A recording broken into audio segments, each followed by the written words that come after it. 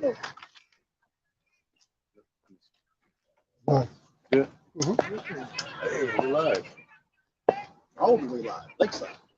All right, Shalom. We are the Hebrew Israelites. We come out week in and week out to prophesy the downfall of this wicked kingdom called America, also known as Babylon in the scriptures. But before we do so, we want to give praises to the Most High and His Son in the Paleo Hebrew. All right. We just did a lesson prior to this, but it was like an ambush. We got ambushed, you know, by some scoffers. But so you know, this lesson we definitely want to give praises to the Most High and the Son, man, the proper way. We're gonna say Kal, Halayim, La, Yahweh, Ba'Hashem, Yahweh Shai, Ba'Hashem, Ha, Rakah, Kodash, Ma'amah. All right, double honor to the elder apostles of GMS and their elders, and shalom to you, Akim, and Nagwazim and children that believe in sincerity and truth around the four corners of the earth, man. All right, shalom. But this lesson right here is gonna be based upon the fringes. And you know, you say fringes, the first name pop into your head would be IUIC. All right, because that's their thing. I go to all the damn Walmarts in the city, I can't find no damn fringes. I tried to buy some fringes for my garments, I had to look all over the place. Why IUIC buying all of it? See that? They put fringes on everything, t-shirts, everything. Ain't no more. You look all over the city. God damn, you know? So, this is the thing, man. We're going to go into some precepts to show that it's not about wearing fringes, man. You know? Yeah, you know, that was our custom in the ancient times. But right now, the Lord said what? Somebody get that discontinue from the heritage? Jeremiah 17:4. Thank you, man. All right, the Lord said that, man. We're going to get a precept real quick. Jeremiah chapter 17, verse 4. And thou even thyself shalt discontinue from thine heritage that I gave thee, and I will cause thee to serve thine enemies in the land which thou knowest not. Right, and our enemies was the Caucasian race, the Edomites. All right, so that was our enemies. So we served them in slavery. Now it's their time to serve us for 1,000 years. All right, so he said, what? We're going to discontinue from our heritage, and we're going to be called by bywords and proverbs. And also, what else? We good? Yeah, we good. All right. And also, we're going to lose these ways, man, but we're going to be brought back to them. Gotcha. Yep. Does somebody want to get Baruch 2 and 30 before I do? Yep. Baruch 2 and 30. Let's get this real quick, man. Kind of do an opening. All right. This is Baruch chapter 2, verse 30. Yep. For I knew that they would not hear me because it is a stiff-necked people. Right. But in No, you good. But in the land of their captivities, they shall remember themselves. Right, in the land of our captivities. This is one of those places, America. All right, where we remember in our ways, man, that the Lord gave to us. All going all the way back to Moses, the laws of Moses. And one of those customs in the book of Numbers, we're going to go into it, was how a man was supposed to dress being a priest. All right, and he's supposed to what? Put fringes on the border of his garment. But now, today, you can wear fringes. That's cool. But is that going to get you any points with the Lord? No. All right. The Lord would rather you keep the laws to the best of your ability, you know, and to the best of your ability. That's just it. But you wear fringes when you come out here and teach. In the everyday life, you don't have to wear fringes. But IUIC, they seem to think so. Or when you walk up to them, the first thing they say is, "Where's your fringes?" All right. So let's get this real quick. Can somebody get Mark 7 and 6? Everything cool over there? 15%. Yeah, Mark 7 and 6. This is the book of Mark, chapter 7, verse 6. He answered and said unto them, I left my charger. well have Isaiah prophesied of you hypocrites. Oh, Salaki, can you read that again? All right, this is the book of St. Mark, chapter 7. And we speaking about IUIC and their false doctrine, go ahead. Verse 6. He answered and said unto them, well have Isaiah prophesied of you hypocrites. Right, so even Isaiah already prophesied of these hypocrites that they're going to be around in these days and during the time of Yahweh Shai. All right, it was hypocrites. Watch it back. Hope those brakes work. All right. Yeah, we're talking shit. It was good. As it is written, this This people honor me with their lips. Right there, you can honor the Lord all you want, saying I believe this or that. Right? When you, I talked to somebody the other day. They said, "Yeah, man, I met a camp out there by Ramona, and they had on purple. Is that y'all guys?" I said, "No, we're against them." Let me explain why. One, they teach the name is Jesus, but you ask them their personal name, they'll have Hebrew names. And they teach that the Sabbath is on Friday to Saturday. And they teach, what else? That you gotta wear your fringes. They teach that the new moon is the full moon. All right. Right, they got the name of the Lord wrong. Right, so they're basically today those same Pharisees and Sadducees, man. And they teach you only get salvation through the law. Right, they teach that you only get salvation through the law. All right, and that's completely wrong. That takes away from the sacrifice that Yahushua made, man, for our people. Okay, and they act just like the wicked scribes and Pharisees, not the righteous ones. Go ahead, brother. 76. But their heart is far from me. Right, so they out there talking and boasting. I told the guy, I said, "Yo," when he told me about them teaching, he said, "Yo, they teach just like y'all though. They out there saying that we Israelites and da da da." Oh yeah, they entry level, you know.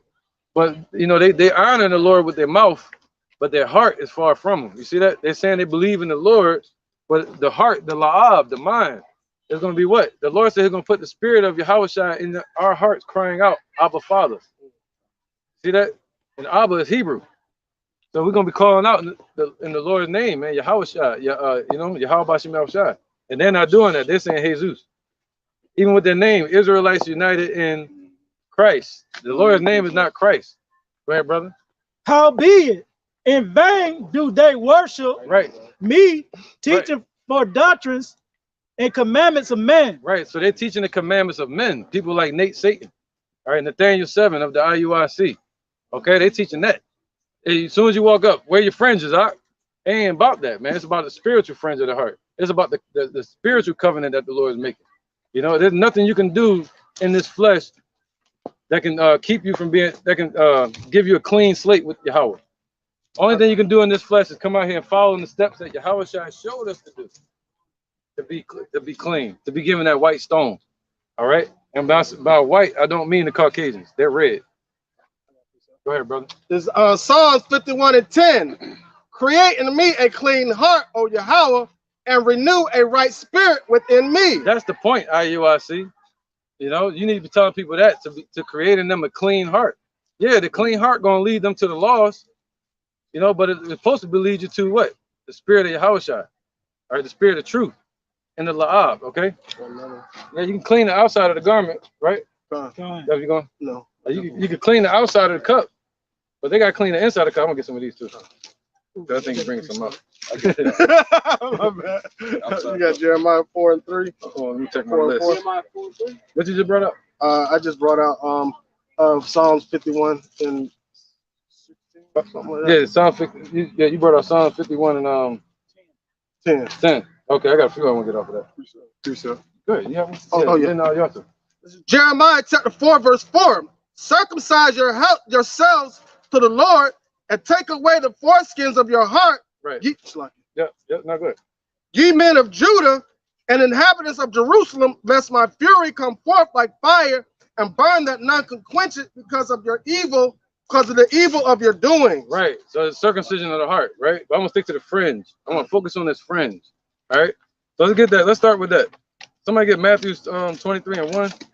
It's Matthew chapter 23, verse 1. Then spake Yahushua to the multitude and to his disciples, saying, the scribes and the Pharisees sit in Moses' seat. Right. So scribes and Pharisees, they sit in Moses' seat, calling themselves priests and prophets, right? Oh, they were basically like the lawgivers at that time. Go ahead. Verse 3. What's up, man? You got a question? Okay. No. Let me know when you're ready. Go ahead. Verse 3. All therefore, whatsoever they bid you observe, that observe and do. Right. So you see IUIC, they're telling you to keep the laws. Yeah, keep the laws. But you know, people tell you to keep the law. Yeah, I'm gonna try my best. You know, but what they're saying, observe and do. But go ahead. But do not ye after their works. Oh, right, because their works are off, man. See, they become hypocrite. That's the definition of a hypocrite, man. Telling you to keep the law, but they're not keeping the law themselves. You walk up to them, they got all kind of edge ups. The Lord saying you're supposed to have no edge up. You know, they're calling on the wrong name, Jesus, when the Lord's name is Yahushua. All right, not Yahweh, not Yeshua, not none of these names. All right, not Yiddish. We don't deal with Yiddish. Go ahead. For they say and do not. Right, so they say to do it, but they're not keeping the law perfectly. They holding the Sabbath on Friday and Saturday. That's not the Sabbath. According to the Bible, the Sabbath goes according to the new moon. See that? All right, and you know, so go ahead. So they're saying it, but they do not. All right, they'll tell you to keep the law, but they got what? Edge ups. They'll tell you to wear your fringes, but you ask them about their garments, and the Lord said we're not supposed to wear mixed fabrics. And they fabrics will be mixed. Go ahead, brother. Oh, go ahead. That was it. Over the 9. Verse 4, Matthew 23. For they bind heavy burdens and grievous to be borne, and lay them on men's shoulders, but they themselves will not move them with one of their fingers. Right, so they bind heavy burdens upon people, man. As soon as you walk up, take your hat off, brother. Shit, I'll be damned. Hey,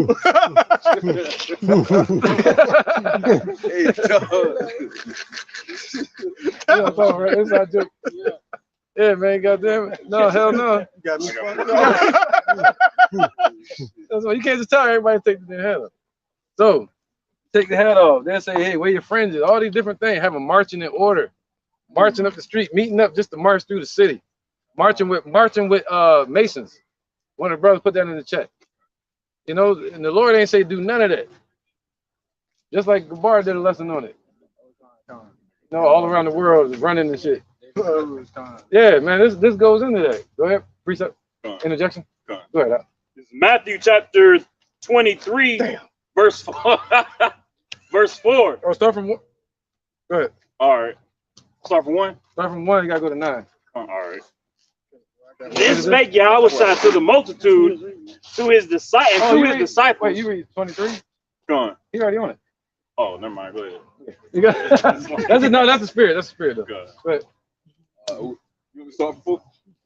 I was at verse 5. Start from 4. It's Matthew 23 and 4.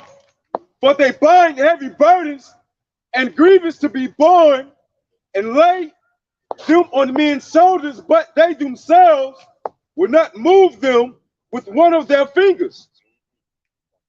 But all their works they do, for to be seen of men, they make broad their phylacteries and enlarge the borders of their garments. Right, so they what? It says they make broad their phylacteries, right, those purple garments, and enlarge the borders of their garments. Right, that's right, man. It's all about the garments to them. Every time you see somebody, they say, you see them doing the purple garments? That's funny. Who is their leader? Barney? Right? Verse 6, Matthew 23. Oh, yeah, basically it is an old ass dinosaur. Go ahead, brother. I'm wrong being old, but go ahead. And love the uppermost rooms at feasts and the chief seats in the synagogue. Right, so they love the uppermost rooms at the read again. And love the uppermost rooms at feasts. Right, so at feasts they love to sit in the uppermost rooms. Go ahead. And if I may add on to that too, with the Passover just passing not too long ago, man. Hey, what was that whole catchphrase of the whole Passover, man? I'm back. You know, hey, why? Because he was on the sick bed, Nick the Snake of IUIC. So therefore, hey, they love that the upper seats in the That's next part. That's next part.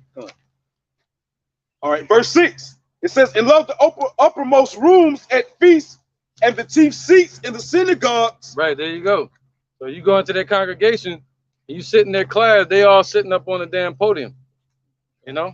And that's actual psychological power thing that's taught by Esau. If you ever notice these companies, when you have company meetings, they make everybody else sit down while they're standing up. It's like a judge in court. Right. That's them being higher over you, meaning having rule over you. It's a psychological thing. That's not a spiritually house. Spiritually house, he came in riding on the donkey. Yeah, yep. And ISUPK do the same thing. You go into their damn congregation in Philadelphia, and they got the podium up high, and they sitting up there, and in the class sitting down below. Yep, real quick. Yeah, go to 9. Verse 7. And greetings in the markets, and to be called of men, Rabbi, Rabbi. Right, so in that term, you can call him saying what? Nathaniel is King David. Oh no, who they say? Elijah. They trying to say Nathaniel is Elijah. What? Yeah. You see what I'm saying? The bishop is back, calling him bishop. The bishop. You know, we say bishop now, but but it's different how they say it. Yeah, it's totally different. Like, Yeah, it's like a totally worship. different. It's like a worship thing with them, man. Kind. Interjection? Bro, let me just finish. Let's just flow. Go ahead, brother. Verse 8, Matthew 23. But be not ye called Rabbi, for one is your master, even Yahushua HaMashiach, and all ye are brethren. Right, that's right. We all brothers, man. Even though we have elders and apostles, but we still all brothers. That's why you hear the apostles saying Akim, you know? They say Ak to each other and the other brother in the camp. I don't. Yeah, come on. All right, and the thing about it is, the reason why this shit is so it's so serious is because they protect Nathaniel's name versus the Lord's name. Ooh. They tell you you can call the Lord whatever you want, but let you say Nathaniel's name wrong. They defend it. Damn it. Yeah, don't say Nathaniel's name wrong. Go ahead, Ak. Verse 9, Matthew 23. And call no man your father upon the earth, for one is your father which is in heaven. That auto verse 9? That was verse 9. Okay, come on. I think it was another verse though. But go ahead. Who had a precept? Oh, you want me to go to 10 and say neither be? Verse 10, it says, neither be ye called masters. Oh no, that's not it. Go ahead. This is Sirach chapter 3, verse 19. It says, many are in high place and of renown, but mysteries are revealed unto the meek. So as it was being stated, you know, they desire the chief seats and the upper rooms and to sit up high and to look down. But it says, though, you know what I'm saying, many are in high places, but it says the secrets of Yahweh B'Hashem Yahushua is revealed unto the meek. Right, it's not revealed unto Nathaniel and his constituents and all these self-appointed high priests and stuff like that. It's given unto the lowly. It's given unto the humble. Those who submit themselves under the power and spirit of Yahweh B'Hashem Yahushua in truth and sincerity. That's who the mysteries are revealed to. So a lot of these cats in these high places, just because they're up in those positions, don't mean they know anything. Right. This ain't a fashion show, man. You know? Tell them that. That's right, man. So it's about the fringe of the heart, man. Somebody could be wicked as hell and still have fringes. It ain't about that, man. It's about the cleansing of the heart. Go ahead, brother. This is Romans chapter 8 and verse 5. For they are after the flesh, do mind the things of the flesh. But the things that are the spirit are things of the spirit. For to be carnal minded is death, but to be spiritually minded is life and peace. There you go, man. So they worrying about the carnal stuff, man, which is going to lead them to being judged. The Lord said, yo, you want to be held under the law? I'm going to hold you there. And I'm going to judge you according to the law. And you're going to fail. So if we get judged according to Yahushua, we won't fail. Go ahead, brother. It's the book of James, chapter 2 and verse 10. For whosoever shall keep the whole law and yet offend in one point, there you go. He is guilty of all. That's right, man. Yep. So yeah, and that's just it. You know, you offend in one damn point, you're guilty of all. So we need Yahushua. That's why we got to know His name. Right, because what is Yahushua is coming to judge the earth according to the law for wickedness, right? But He's judging the elect according to His mercy. So if you're trying to hold on to the law, because Yahweh sent Yahushua down there like, hey, I'm judging the whole earth because of the law, right? But I need you to bring salvation to those that are of the elect. So they're going to be judged according to my mercy, and you are my mercy. So that sacrifice that Yahushua made that's why Paul said, what all the law could not do, faith stepped in and uphold me through Yahweh B'Hashem Yahushua. Right. So therefore, the Most High is coming. That's why it says, we shall all appear in front of the judgment seat of Yahweh B'Hashem Yahushua based upon the things that we have done in our bodies, whether it be good or whether it be bad. So according to that, if the Most High looks at you to judge you, right, and He sees the image of your flesh, and He sees who you are as a person, you're going to be judged according to the law. Hell yeah, filthy rags. Boy. Right, because our righteousness is that filthy rags. Yeah. And what does it say in Ecclesiastes 7:20? There's no just man upon earth that does good and sinneth not. So we need salvation on other terms, not according to the law. That's why Yahweh Shai is our mediator. Right, man. Let's just bring these out real quick. I want to get to the lesson too. That's a good point. Yeah, I got to present back up. This is Matthew chapter 23, verse 25. Woe unto you, scribes and Pharisees, hypocrites, for ye make clean the outside of the cup. Right, can you go to 24? Go over to 28. All right. Starting at verse 24, Matthew 23. Ye blind guides, Come on, man. which strain at a net. There you go. That's the name. That's the title of the lesson. All right. Ye blind guides, man. He said what? Blind leaders of the blind, and both gonna fall into a ditch. I'm glad we went there. Because what? Ye blind guides. Let's break this down. Go ahead. This is a parable. Ye blind guides, which strain at a net, right, and swallow a camel. There you go. Go ahead. Woe unto you, scribes and Pharisees. Oh, go ahead. I'm gonna break that down. So he said what? Read it again. Ye blind guides, which strain at a net. Right. They strain at a net. So they basically treat the stuff that doesn't matter. They treat that like it's important. All right, go ahead. So they strain at a Nate. Yeah, they strain at a Nate. Yeah, yep. But yeah, so the stuff that's not important, like the fringes and all that, they real precise with that. They focusing on it. Go ahead. And swallow a camel. Right, but the weightier matters, which is the doctrine, the truth, the spirit of truth. They treat that carelessly, like they boasting, like they almost to the point like they can even swallow a camel like it's nothing. So they treat the weightier matters like they're nothing, and they treat the net, they focus on it. All right, that's what that means. So they treating the law, the fringes and all that more important than the spiritual walk. Go ahead, brother. Verse 25. Woe unto you, scribes and Pharisees, hypocrites, for you make clean the outside of the cup, right, and of the bladder, but within they are full of extortion and excess. Right, man, full of extortion, making merchandise of the people. As soon as you join that camp, they say, hey man, you get moved up in the ranks, you can start selling your merchandise within the congregation. Look at Bishop Kanai. I remember that happened. Now he's back in the camp. So it's like a bunch of confusion, man. All right, go ahead. It's a very petty topic too, man. To deal with, you gotta wear your fringes. That shows that they're straining at a net and swallow a camel, man. They treating the truth and the spirit of Yahweh Shai and the name of Yahweh Shai like it's not important, man. That's the wide sea. All right, go ahead, brother. You got it. Quick. This is Isaiah chapter 5, verse 20. Woe unto them that call evil good and good evil, right, that put darkness for light and light for darkness, that put bitter for sweet and sweet for bitter. That's beautiful. Strain out of that. Worrying about the lesser things if they're heavy, and not worrying about the heavy things. They're calling them less things. Right, you got it. That's right, brother. Come on. IUIC was on my street. Oh, yeah, definitely. Yeah, IUIC was on the street the other day. They'll ask me questions. I ain't in church this way. I kind of tap dance around it without letting them know too much. So at the end of the conversation, you already got your beard. Now you just need your fringes. Get them a flyer. Get them a flyer. Yeah, I told you. See, they probably send somebody out to buy, go to Walmart, take more fringes. Yeah. And that person like me show up, I want to make a new garment. I can't find no damn fringes in the city. Go ahead. Verse 26 of Matthew 23. Thou blind Pharisees, cleanse first that which is within the cup, right? And bladder. So that's what we are here teaching.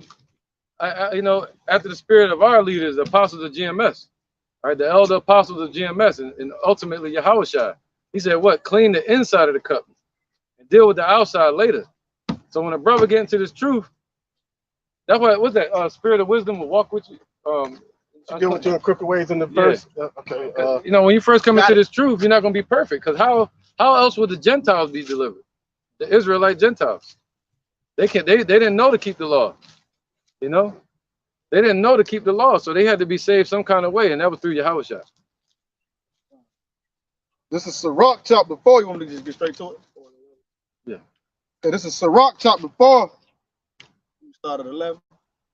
Okay. Verse 11. Wisdom exalteth her children and layeth. That's right. Wisdom is going to exalt her children, not money. See, they think that gain is godliness. That's why everybody want to join that camp. But the wide is the way Wide is the gate that leadeth to destruction, and narrow is the way that leadeth unto life everlasting. All right, we know that, man. It's a long. You got marriages going on. That's not like a hater, don't it? Yeah. You got married. You get married. Look at you. You know, right? But we're just marrying that. But they doing all of that, man. And what did Apostle Tahar just say? He said, we had all our women, we'd be comfortable here. A lot of those dudes are comfortable. A lot of those dudes comfortable in that 501c3 charter. That's why they're trying to build on the foundation of Babylon. That's why they want to build communities here. Communities. Because they're comfortable here. They want to commune with Babylon. They want to be united in Serapis Christi. All right, Jesus Christos. That's right, man. Under the wrong covering. So they messing everything all up, man. All right, that's the wide gate, the filter. Go ahead, brothers. Quick interjection. Definitely. Go ahead. This Psalms 127:1. Except the Lord build the house, they labor in vain that build it. Except the Lord keep the city, the watchman waketh but in vain. Wow, that broke it up.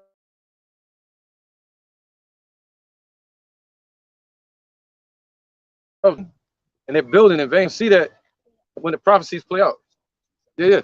When the prophecies play out, that's what's going to judge them. When the Lord bring the prophecies to pass, like the MOTB, they don't teach about that. It's June. It's June. See that? But when these prophecies play out, a lot of people are going to leave that congregation. And they're going to throw them damn garments in the trash. And the fringes. And the fringes, I guess. Yeah, you know, give me some fringes. Took all of them out the store. Verse 27 of Matthew 23. Woe unto you, scribes and Pharisees, hypocrites, for ye are like unto whited sepulchres, which indeed appear beautiful outward. Yeah, you look at the grave, that joint look beautiful. You know, they set it all up, dress it all nice, but it's full of dead bones. Go ahead. But are within full of dead men's bones. See that? So you got they got 1,000 men march at IUIC. That's dry bones. Walking, a bunch of skeletons walking, looking like a Sinbad movie. Go ahead, brother. And of all uncleanness. Right. And full of other filthiness that you will find in the grave, man. The Lord hates that congregation, man. It's clear because of the doctrine. See that? So it's more than just the fringes. That's just part of the fruit that their tree is bearing.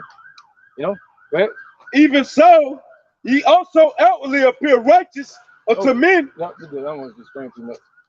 But he said what? And also he was comparing it parabolically, saying they seem to be righteous to men. Go ahead. That's what IUIC. You walk by and see a group of men holding the Bible. That's why the Lord said, try every spirit by the Spirit. Don't just believe us. Come up and ask us questions, man. Yeah, interjection? Yeah, go ahead. It's like 6 verses. Wait till right after this. Gotcha. Verse 28. No, it takes too long. Yeah, even so, right after this. Ye also outwardly appear righteous unto men, but within ye are full of hypocrisy and iniquity. Come on with it, man. Where you at? Verse 28. Oh, what? Matthew 23. Okay. That's right, man.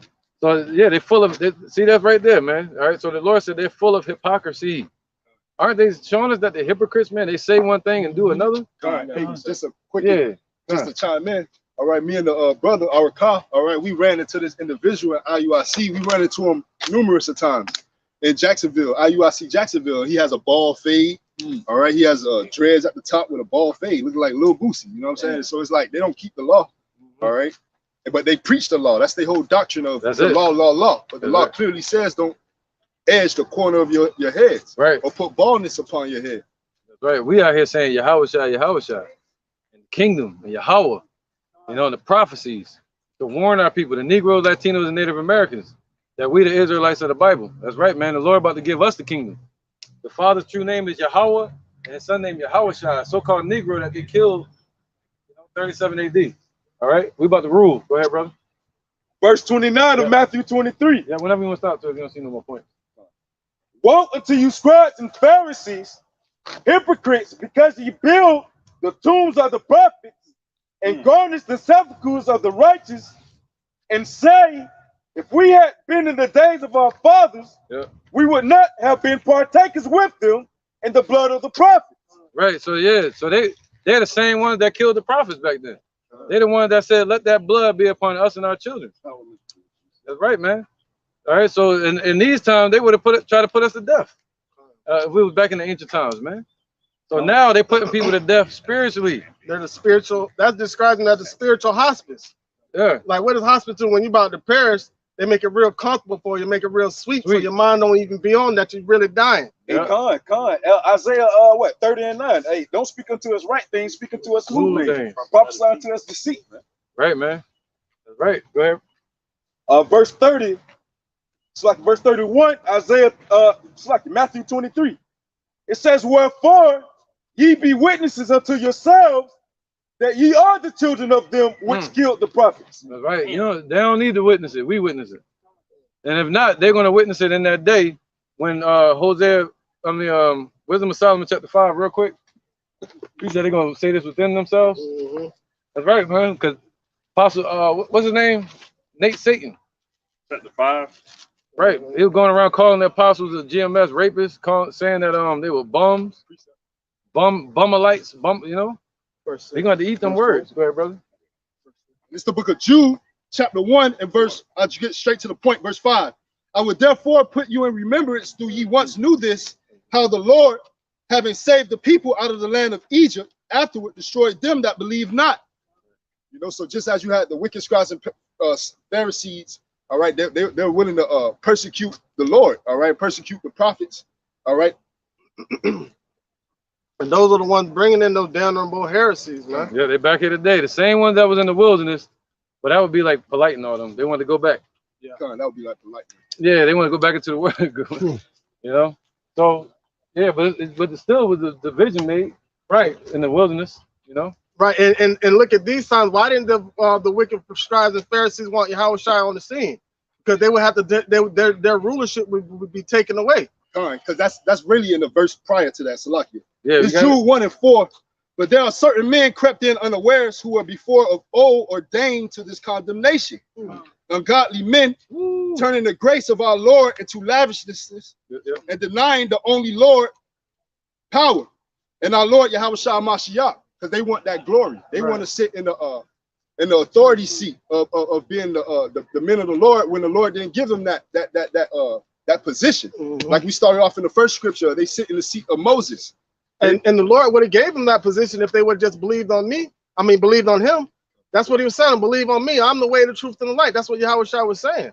Right? What did he tell Peter? On the regeneration, you will be sitting on 12 thrones, judging the 12 tribes of Israel.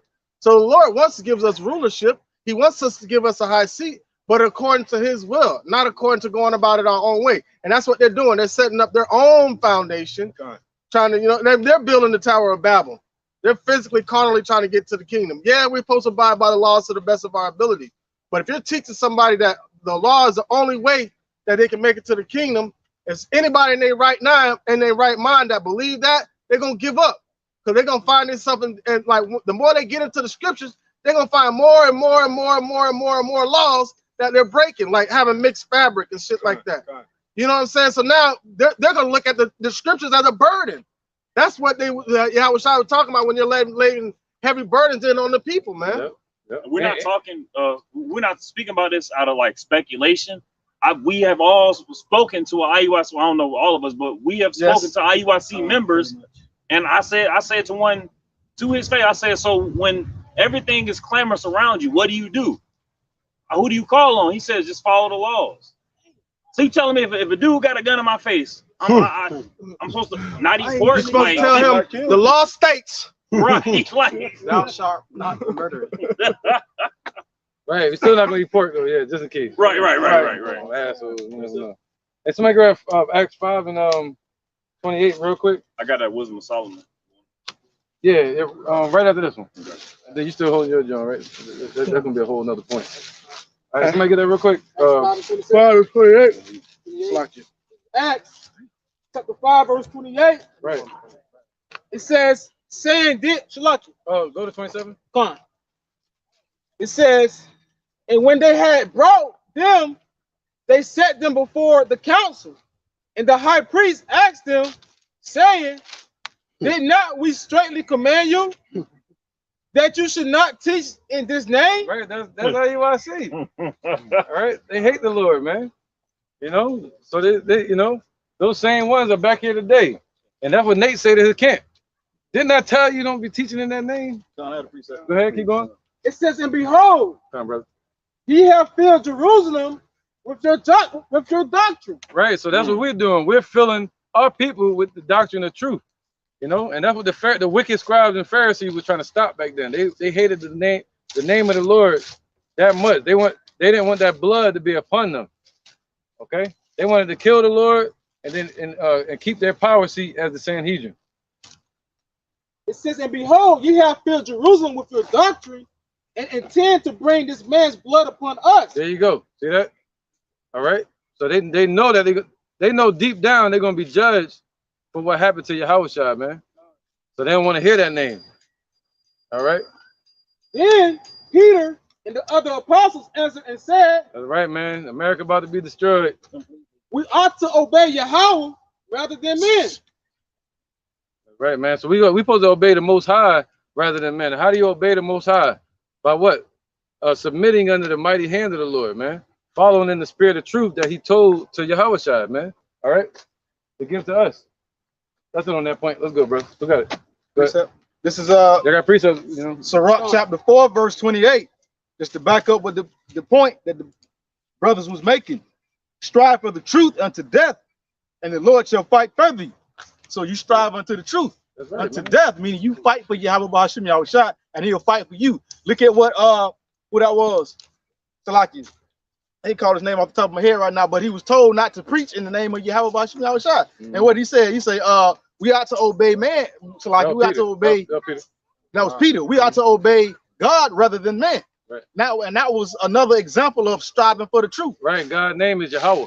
God. And His son named Yahushua. Boom. No, not. No, here, not. Okay, yeah. All right, go ahead. Precept. Matthew chapter 7, verse 15. It says, beware of false prophets, which come to you in sheep's clothing. Right. But inwardly they are ravening wolves. Right. And what's a ravening wolf? It's meant to tear you apart. In this sense, they're set up to tear you away from your salvation. All right. Go ahead. So inwardly they're ravening wolves, just like the Lord said they clean the outside of the cup, but inwardly they still wicked as hell, man. Go ahead. It says, ye shall know them by their fruit. Right, and you shall know them by their fruit, man. All right, the things they teaching you, wear your fringes. But what did Paul say, man? Paul says about what? Perfecting the inner man and using the inner man to convict the flesh outwardly. So you got to start with the spirit first, not the outward cup and then the spirit. No, go ahead. The spirit, the flesh doesn't overpower the outward cup doesn't overpower the inward. It's the inner man that overpowers the flesh. It says, do men gather grapes of thorns or figs or thistles? Right, and thistles is where you can get no fruit to grow from, man. So he gathered all them thorns, them figs from what? I mean, he gathered no fruit basically, because you can't get figs from thistles. All right, go ahead. Even so, every good tree bringeth forth good fruit. All right, so the elect are going to bring forth the good fruit. What's the good fruit? The good news, man, the doctrine, all right, the truth. Not saying, hey, wear your fringes. I'm focusing on the fringes, man. They go off a lot. If you try to run down that list, you'll be exhausted. You got to deal with them in increments. Micromanage they cuts.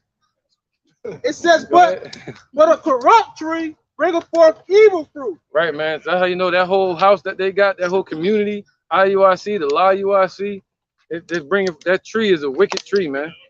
You know, a fucking barren tree with no fruit. They got fruit on it, but the fruit is rotten. You know, the root, the foundation is rotten, which makes the rest of the tree rotten. The foundation was set upon people like Nate.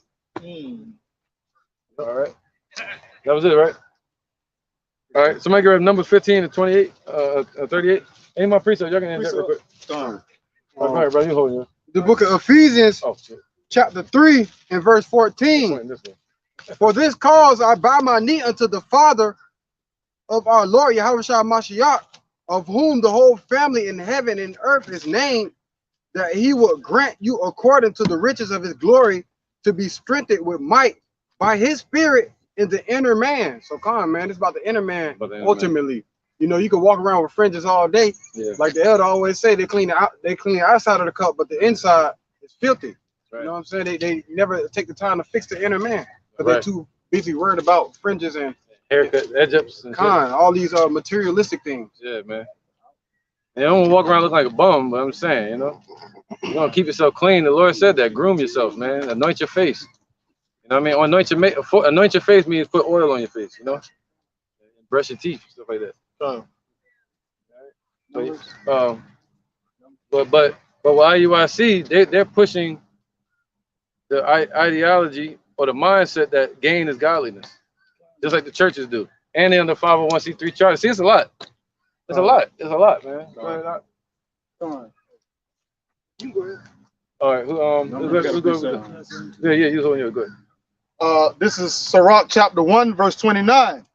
It says, "Be not an hypocrite in the sight of men, and take good heed what thou speakest." Right. If you call yourself a man of the Lord, you got to take heed what you speak and make sure you're not being a hypocrite. You want to finish your point? God, yeah, and don't be a hypocrite. Like IUIC, they're hypocrites. They'll ask you where your friend is at, but you know, instead of edifying you, or as they say, they'll call the Lord by a Greek name, but they themselves have Hebrew name. That's hypocritical. That's right. Hypocrisy. Period. The Lord had a Hebrew name because he was from a Hebrew people, a Hebrew speaking people. Right. So that means he himself must have had a Hebrew name, not a Greek name. Right. But you know, they hypocrites in the sight of men. They want to look good, sit in the high places, but they ain't really lifting their finger. Get the biggest fringes in America. God. Or change their Greek name to a Hebrew name, all right, by surnaming themselves Israel. Right. But they don't give the Lord back his rightful name. They'll say nobody supposed to know his name, but how do you get to change your name, but you can't get the Lord his name? Everybody supposed to know Nathaniel's name, but everybody supposed to know the Lord's name. Right. In addition. Go ahead, brother. All right, this is the book of Proverbs, chapter 29 and verse 12. If a ruler hearken to lies, all his servants are wicked. God. There you go, man. It's so clear. So clear, man. The ruler has hearkened unto lies. Who's the ruler? The men that lead these camps. All right. He said to give honors to them that rule well. And ruler means you're supposed to be teaching and being an example. All right, and keeping the camps in order. But the thing is, he used to teach Nathaniel 7 used to teach the name of Yahweh. But then he casted that name aside, the true name aside. He created his own setup. You know, he created his own setup, his own community, and based it off his new doctrine. He wasn't taught all that stuff, man. He created his own doctrine, man. You know, so if the ruler hearkened to lies, all of his followers and people are wicked. All right, so you can see as many IUIC members as you want. Thousands of them marching up the street. That's a bunch of wicked dudes, man. All right, because they stepped into that fold of teaching false doctrine, and that's all I know. Go ahead, bro. All right, this is 1 Corinthians chapter 11, verse 19. But there's a reason for that. Yeah, come on. For there must be also heresies among you, that they which are approved may be made manifest among you. That's right, man. See, this is how the Lord is doing the sift. You know, Israel is at the sand of the sea. So he got to have some type of way to separate everybody, man. He's using the spirit of truth to do it. You know, and he's revealing in these last days who was the ones back then that was going against them. And he's revealing them through the doctrine they're teaching, the false doctrine. All right. So that's why it had to be made. That's why this is happening. So it can be manifest that they're the wicked ones from back in the day. And it can be manifest who the true men of the Lord is. All right. By the doctrine and the prophecies backing up that doctrine. Go ahead, brother. I want to get to this lesson, though. What's that? What I'm looking at?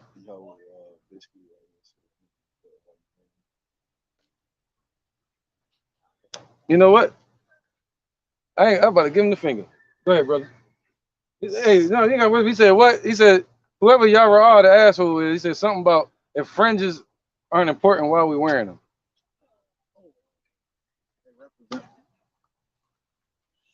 Somebody got that rehearsal right to that?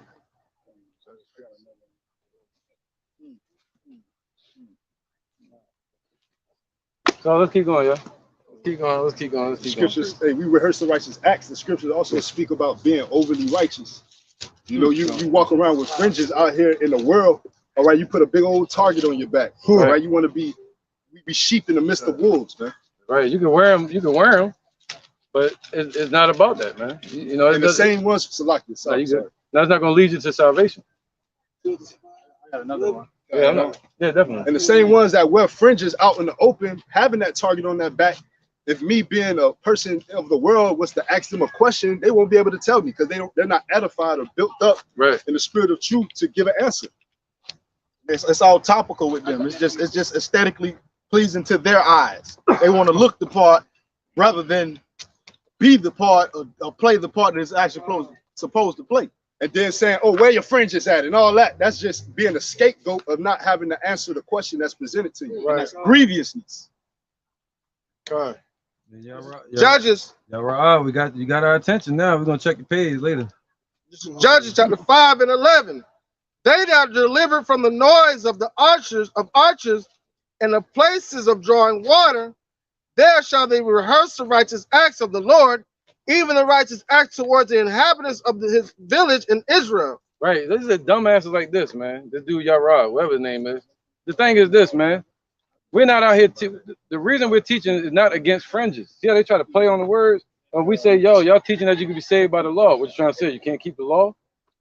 It's like, that's why I don't deal with IUIC. I don't talk to these damn demon-ass niggas, man.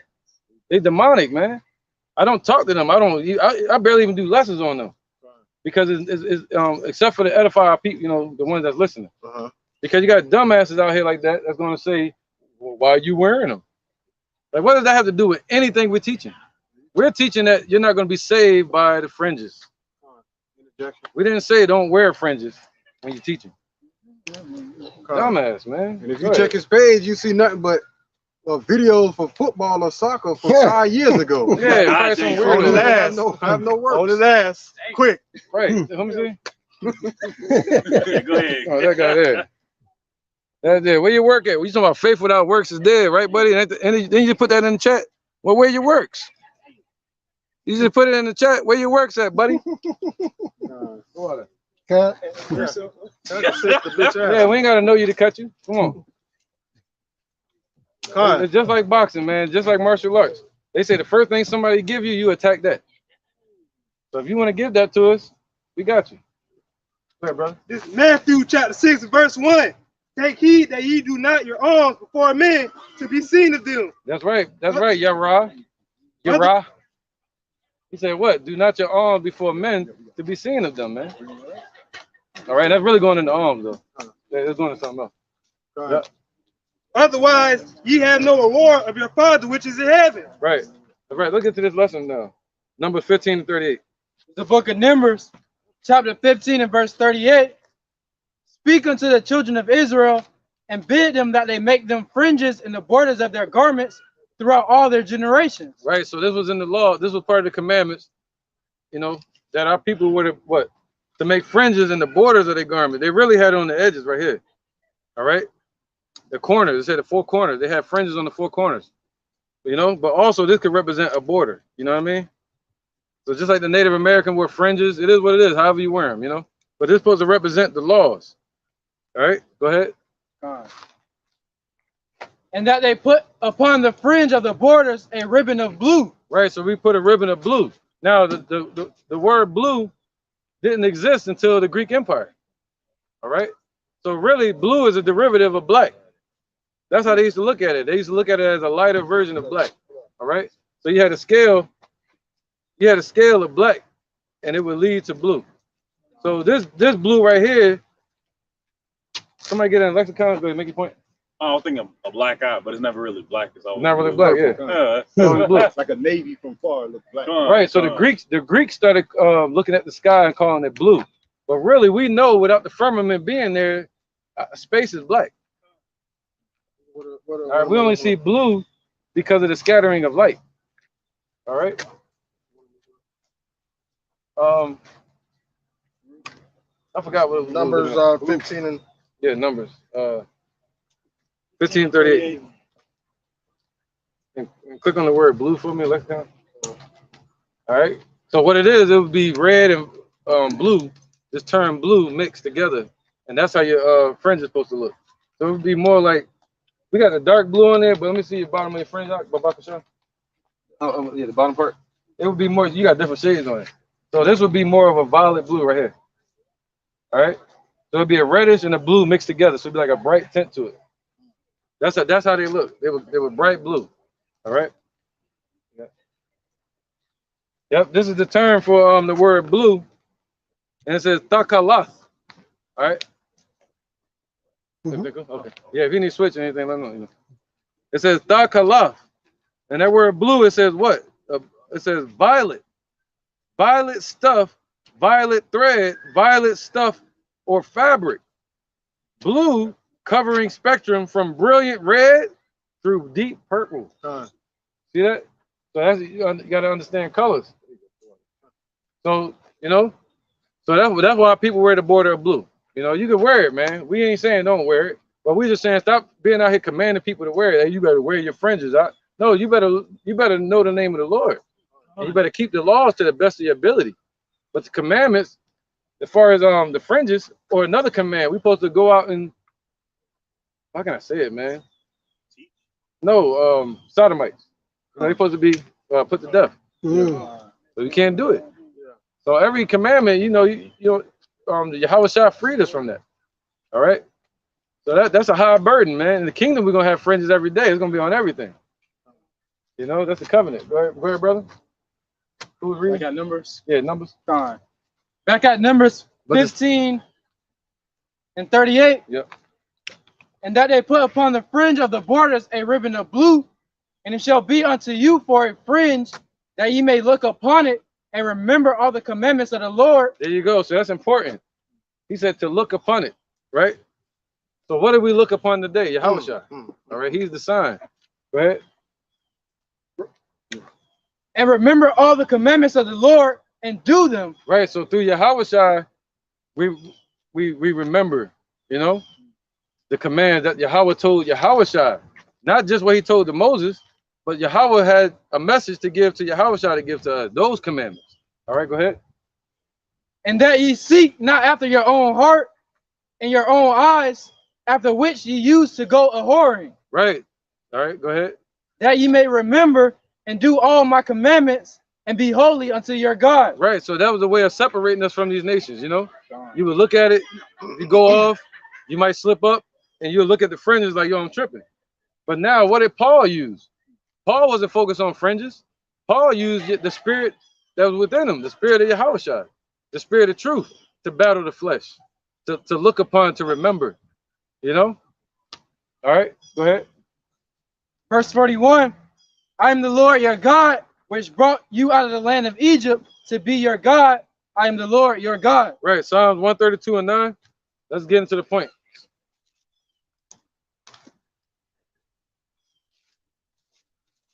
Psalms 132 and 9. Let thy priests be clothed with righteousness. Right, see, that's the point. Go ahead. And let thy saints shout for joy. Yeah, man. So it's all about the saints, man. The priests are going to be clothed in righteousness, man. You're talking about clothing, a covering, or these garments. These are just sackcloth, man. This ain't going to be saved with us. Right? Who cares about these fringes, man? Are you going to eat pork? No. Are you going to have sex with another man's wife? No. All these things. You want to try to keep the laws to the best of your ability. But what happened if you slip up? You look to the law, but you look to Yahweh Shah that kept the law perfectly. You see that? Go ahead, brother. This is Isaiah chapter 30, verse 1. Woe to the rebellious children, saith the Lord, Yahweh Bashem Yahweh Shah, that take counsel, but not of me, and that cover with the covering, but not of my spirit, that they may add sin to sin. Right, where was you at?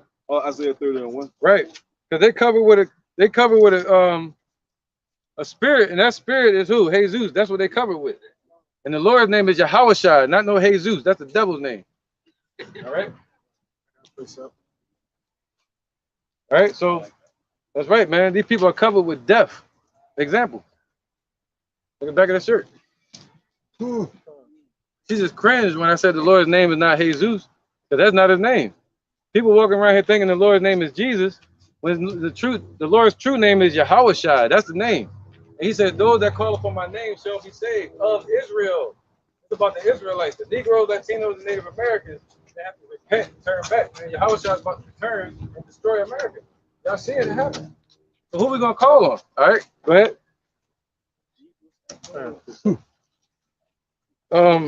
Yeah, go ahead.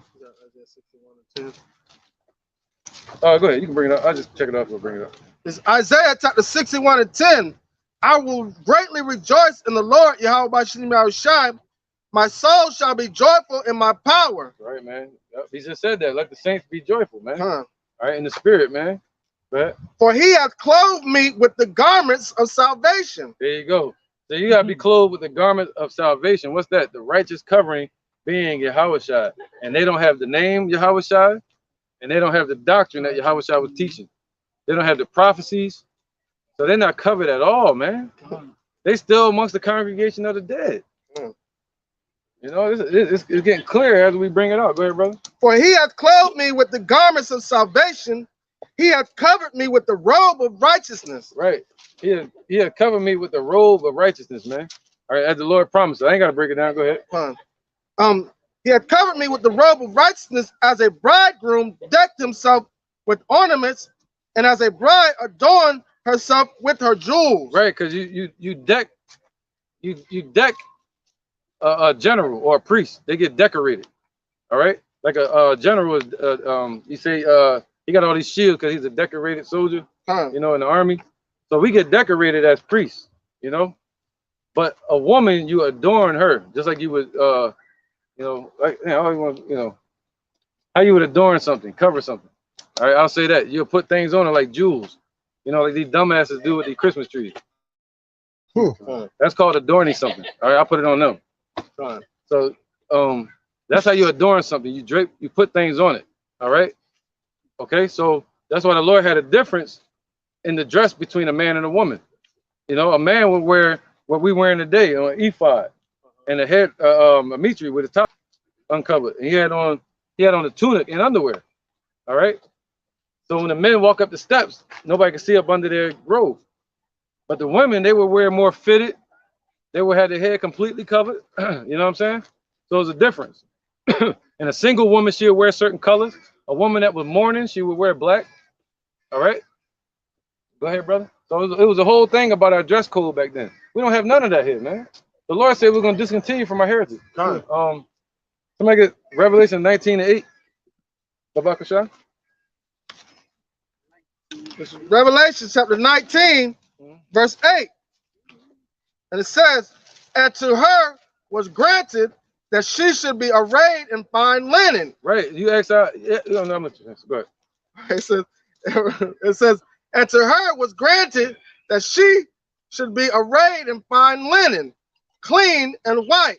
For the fine linen is the righteousness of saints. Yeah, that's what we want.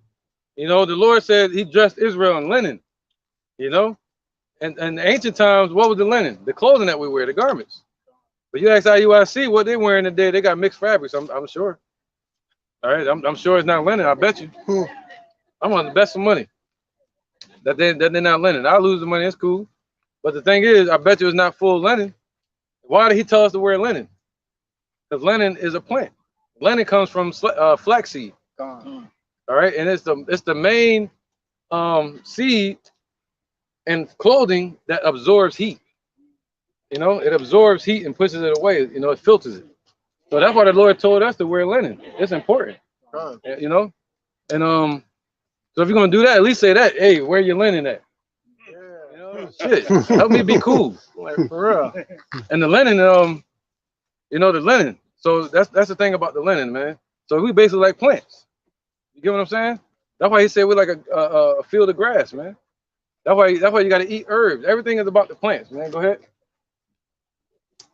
So where would you at? Come on, man. Revelation 19:8, 9. All right, this is Revelation 19 and 9. Yeah, and he said unto me, right, blessed are they which are called unto the marriage supper of the Lamb. That's right, man.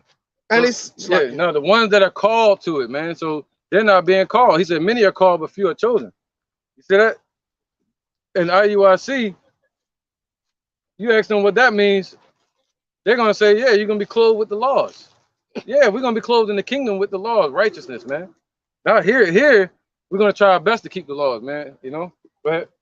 It says that was it, only right? How far you want to go? That was it, over the 9. Unless you got another point. No, I'll finish 9 up. It says, blessed are they which are called unto the marriage supper of the Lamb. And he said unto me, these are the true sayings of Yahweh Ba'ashem Yahushai.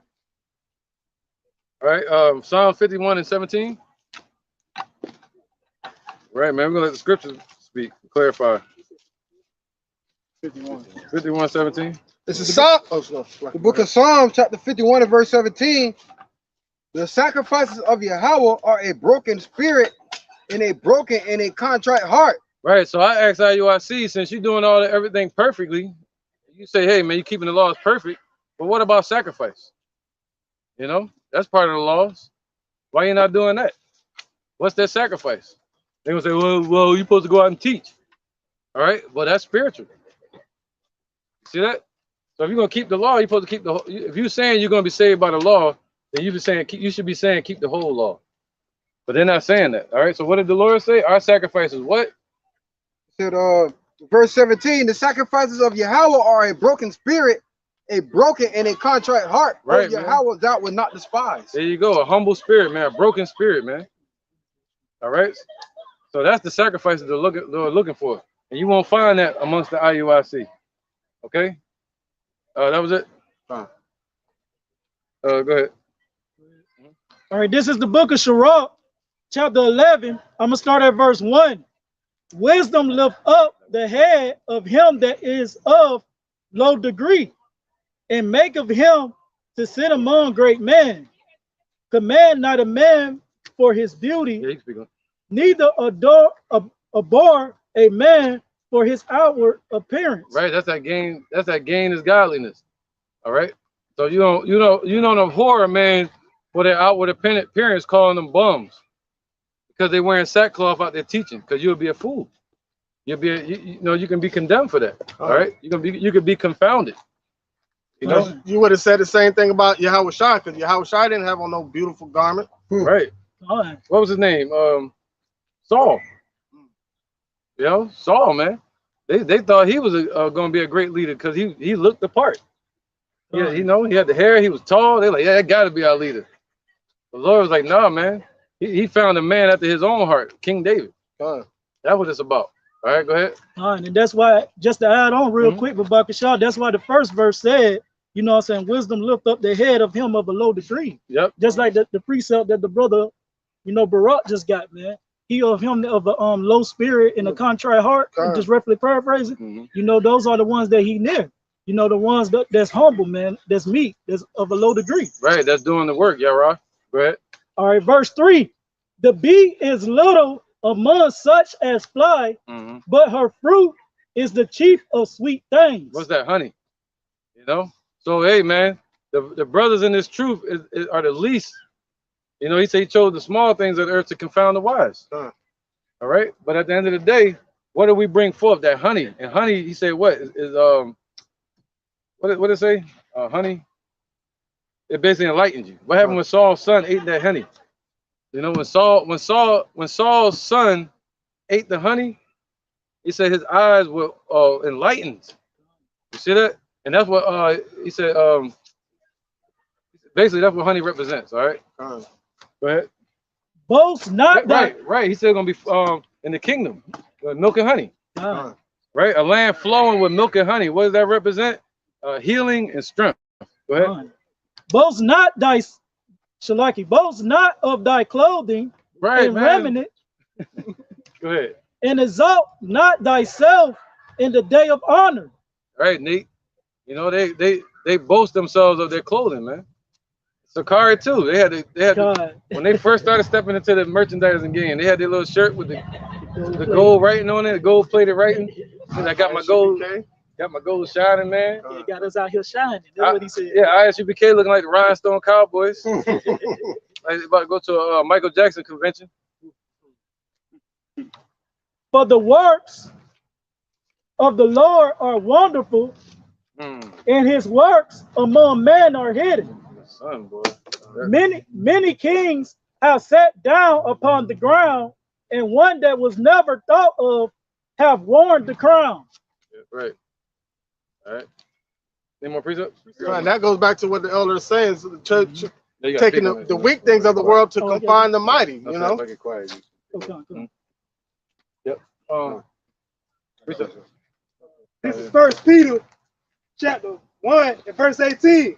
For as much as ye know that ye were not redeemed with corruptible things as silver and gold from your vain conversation received by tradition from your fathers, but with the precious blood of a Mashiach, as of a lamb without blemish and without spot, who verily was foreordained before the foundation of the world. Right. So if you join these congregations because of money, you're going off. Bottom line. All right, straight like that. That's just period, man. Psalm 51:6. This is Psalm chapter 51, verse 6. Behold, thou desire truth in the inward parts. Right, that's what we're doing. We're desiring truth in the inward part. All right, not IUIC. They desiring all the damn fringes in America. Can't find no fringes. I was mad. I'm still hot about that. I had to go to 3 Walmarts. I had to go to 3 Walmarts, man, to get this cheap. Look, I can't get the fringes. Look, you know what? Look at this shit. Look what they left me with. Look at that, man. It's like little toothbrush bristles. I got. Hey, look at yours. Ain't no fringes. That's you. It's just their fault. Y'all right? Go ahead. It says, Psalm 51:6. Behold, thou desirest truth in the inward parts, and in the hidden part thou shalt make me to know wisdom. That's the point, man. We know this, man. The Lord is gonna make us to know wisdom in the inward parts. It's about the inner man. Go ahead. It says, purge me with hyssop. Yeah, hyssop is what they used to clean the houses with. It's a disinfectant. All right, and what can clean you? Yahweh, not Nate, not marching up the street, not Jesus, huh? Yeah, not no Johanna, you know, not no fringes. Nothing can cleanse you except for Yahweh. That's the cleansing. I got a precept. This is John chapter 15, verse 1. I am the true vine, and my Father is the husbandman. Mm-hmm. Every branch in me that beareth not fruit, he taketh away, and every branch that beareth fruit, he purgeth it, that it may bring forth more fruit. Now ye are clean through the word which I have spoken unto you. There you go, man. He said a fountain is gonna be left. Okay. Yeah, come, man. So Yahweh is how we get clean, man. That's the only way we can get clean as a nation. Other than that, we're still dirty and perverse as a nation, man. And Yahweh is going to destroy 2/3 of our people, just like he did during the times of Noah with the flood. All right, so this is a crying out to our people to turn back and call on the name of Yahweh, man, so they could be saved, them and their children. Go ahead, brother. Oh, my bad. Go ahead. This is Zechariah chapter 13, verse 1. In that day there shall be a fountain open to the house of David and to the inhabitants of Jerusalem. Not the house of Saul. Go ahead. For sin and uncleanliness. There you go, man. All right, and that fountain represents who? Yahweh. All right, he's the fountain. What did John say? Water and baptized with water, fire. Yeah. How you know that? Yeah. Okay. All right, so yeah, he's the fountain, man. And what did Yahweh say? He said, "Those that drink of this water, they should no thirst no more." Hey, bring out the other precept. What you talking about with the washing of the word? Yeah. Oh, the one where I did baptize you with water, but the one that cometh after me, whose shoes I cannot latch, shall baptize you with the Holy Ghost and with fire. I got something right here real quick. Yeah, go. Right. All right, this is the book of St. John, chapter 17, verse 17. Sanctify them through thy truth. Thy word is true. There you go. Fine, and that's what Yahweh Ba'ashim Yahushai have done to his hopeful elect, man. He sanctified him through his words, man. It's true, which is his truth, which is the truth. Right. It's the book of Psalms, chapter 119 and 9. Wherewithal shall a young man cleanse his way? By taking heed thereunto according to thy word. Right. And just bringing it out to back up the elder and the brothers, man. You know, because our shot is how we get cleansed. So if you hearken unto his word, hey, there you go. Right, bro, that was clean. God, I mean, literally. All right, somebody get my. No, go ahead. You found it? Yeah. Matthew 1? Yeah. All right. This is Matthew 3 and 10. Right, can somebody get Mark 1 and 8 to back them up? And now also the axe is laid unto the root of the trees. Therefore, every tree which bringeth forth not fruit, bringeth forth good, not forth good fruit, is hewn down and cast into the fire. Yeah, right, man. So that ultimately, that tree that's not bringing forth good fruit, is a judgment for that. See that? And at the end of the day, that tree is going to burn down. They're going to be burned up with the rest of these devils. Verse 11. I indeed baptize you with water unto repentance. They catch everything too, you know. Anybody kind of, But he that cometh after me is mightier than I, whose shoes I am not worthy to bear. He shall baptize you with the Holy Ghost and with fire. Right, so that fire, right? So that's the baptism, to be fully submerged in the spirit of the Lord. And they're not submerged at all. This Camp IUIC. Let's get that. Mark 1 and 8. Mark. This is Mark chapter 1, verse 8. I have indeed baptized you with water, but he shall baptize you with the Holy Ghost. There you go, man. All right, so that's the spirit. The spirit is like unto fire. And it's the best cleansing agent. And it's compared to water and fire, man. All right. So that's what he's talking about when he's talking about that fire. Okay, he's talking about the spirit of truth. Precept? Okay. All right, this is Psalm chapter 51, verse 8. Make me to hear joy and gladness, that the bones which thou hast broken may rejoice. Okay. Hide thy face from my sins and blot out mine iniquities. Create in me a clean heart, O Yahweh, and renew a right spirit within me. Right, and part of that clean heart is going to be you keeping the laws to the best of your ability. What's that? Somebody got that? Ezra? Oh, that Sirach, where it said wisdom show crooked ways and all that? Yeah. We ain't never bring it up. We ain't never bring it up. That's Sirach 4 and 17. This is Sirach chapter 4, verse 17. Yeah. For at the first she will walk with him by crooked ways. Right, talking about wisdom. All right. Once you get this wisdom and this truth, you're still gonna be slipping, man. When you come into this truth, like a new brother coming to this truth, you're gonna run back to the body and run back to the camp and say, "Yo, am I going off with this? Am I going up right?" Like, you know, right? You brought me something earlier and was like, "Yo, check this out."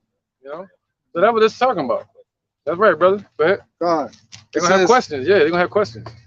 And it says, and will bring fear and dread upon him and torment him with her discipline. Right, it's gonna bring fear and dread upon you. It's gonna torment you, man, and make you disciplined in the truth. What ultimately creating you into a disciple. And the best things are what?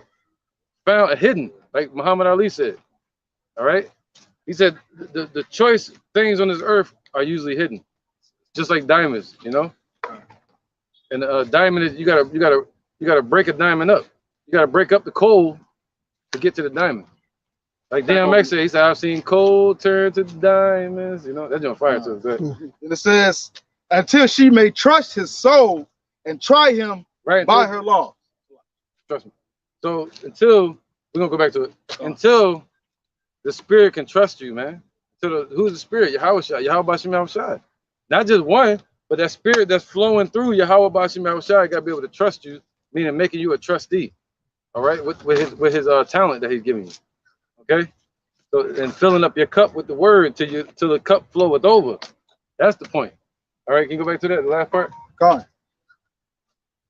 It says, and torment him with her discipline until she may trust his soul and try him by her law. That's just like when the angel wrestled against Jacob. You know, they ultimately changed the name to Israel. Now you are a prince with power. You know, so once you come into this truth, you become a what do you say? Yeah. He said, now are we the sons of the Lord, man. You know, but right now we don't know what we're going to become, man. You know, once you come into this truth, you become a prince again, man. You know, you're fighting to be a son of the Lord, the sons of God. All right. I got you. Yep. So wisdom maketh men friends of the Lord. Go ahead. This is 1 John chapter 3, verse 2. Beloved, now are we the sons of Yahweh, and it doeth not yet appear what we shall be. But we know that when he shall appear, we shall be like him, for we shall see him as he is. Right, because even though we're in this truth, he said, we know in part and we prophesy in part. You know, and we have an unction and we know all things, but we don't know everything. You ask me some math question, I can't answer it. So we have an unction, the unction from the Lord. What's that? We know all things pertaining to our salvation. All right, pertaining to the Lord's will for us. He let us know it through Yahushua, okay, and through that wisdom. And wisdom, scriptures say, wisdom will flee deceit. All right, that's why he say wisdom will learn to trust you. Because if not, it'll flee away from you. That's why when brothers first come into this truth, come on, brothers. And we don't just put them straight into the camp. We have them stick around and take notes, so we can see if the Lord is dealing with them. Not us trust. Yeah, we gotta trust them too, because you gotta see who around you. But we gotta see if the Lord really dealing with brothers, you know, before you let anybody into your household. This is a household, spiritually. All right. Go ahead. This is the book of Colossians, chapter 3, verse 10. Right. It says, and have put on the new man, which is renewed in knowledge, after the image of him that created him. Right. So you gotta be renewed. Yep. You gotta be refreshed in the knowledge, man. The knowledge of the Lord, the fear of the Lord, which IUIC does not have. I don't believe so. Me personally, they might be sincere, but you can, like Apostle Gabar always says, our elder apostle, he always says, you can be sincerely wrong. Yeah. Sincerely wicked. That's right. You can be sincerely wicked. Yeah, brother. I'm gonna sit down to verse 12.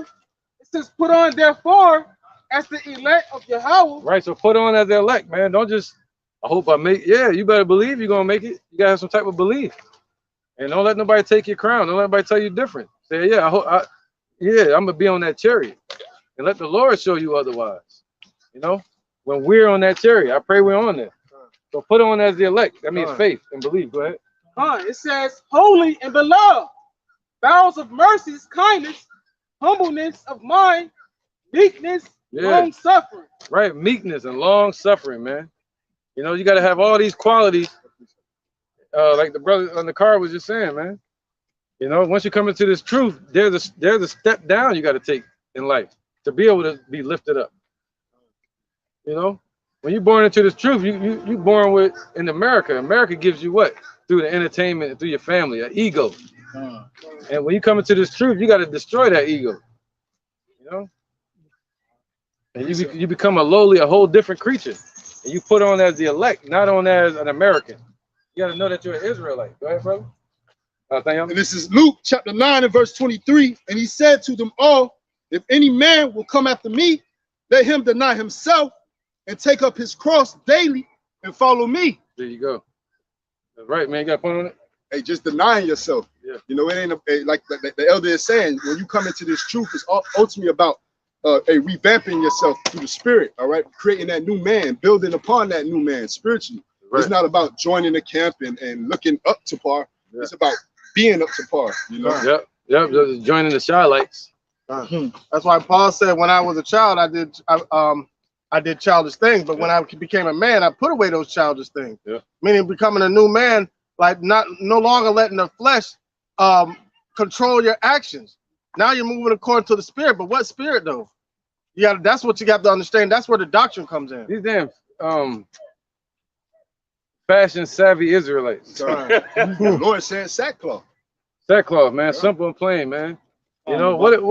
My bad. Brandon T. Jackson. He got a sneaker called Kingdom Heirs. Huh? Yeah, he got a sneaker called Kingdom Heirs. Right? He said that's how we're gonna bring the kingdom together. Like I said, fashion savvy, man. They on that, you know. Go ahead. Like I was gonna say, just to back up what the brother was saying, and the elder was saying, like, you know, this ain't this like you say, sackcloth. We're not supposed to be out here shining. We're supposed to be out here being beacons of carnality. We're supposed to be beacons of righteousness. We ain't supposed to have shiny designs and stuff on our shirts. Now, it's one thing if you wear that outside of teaching, no problem. But when you come out here do the work of Yahweh about you outside, you ain't supposed to be out here looking like you jumped straight out of Mortal Kombat or the Bible somewhere. You know what I'm saying? You supposed, you're trying to entice the people. Instead of trying to entice the people to come in and listen, you trying to entice the people by their eyes. And a lot of people are led away by what they see. And they see fake righteousness, so they're gonna go to it. And then when they find out that the ones that are out here shining and looking good and looking all together with Jordans and Balenciagas and stuff like that. You know, then That was Yaradon. Go ahead. I wear these Jordans every day. Ain't that right, Oscar?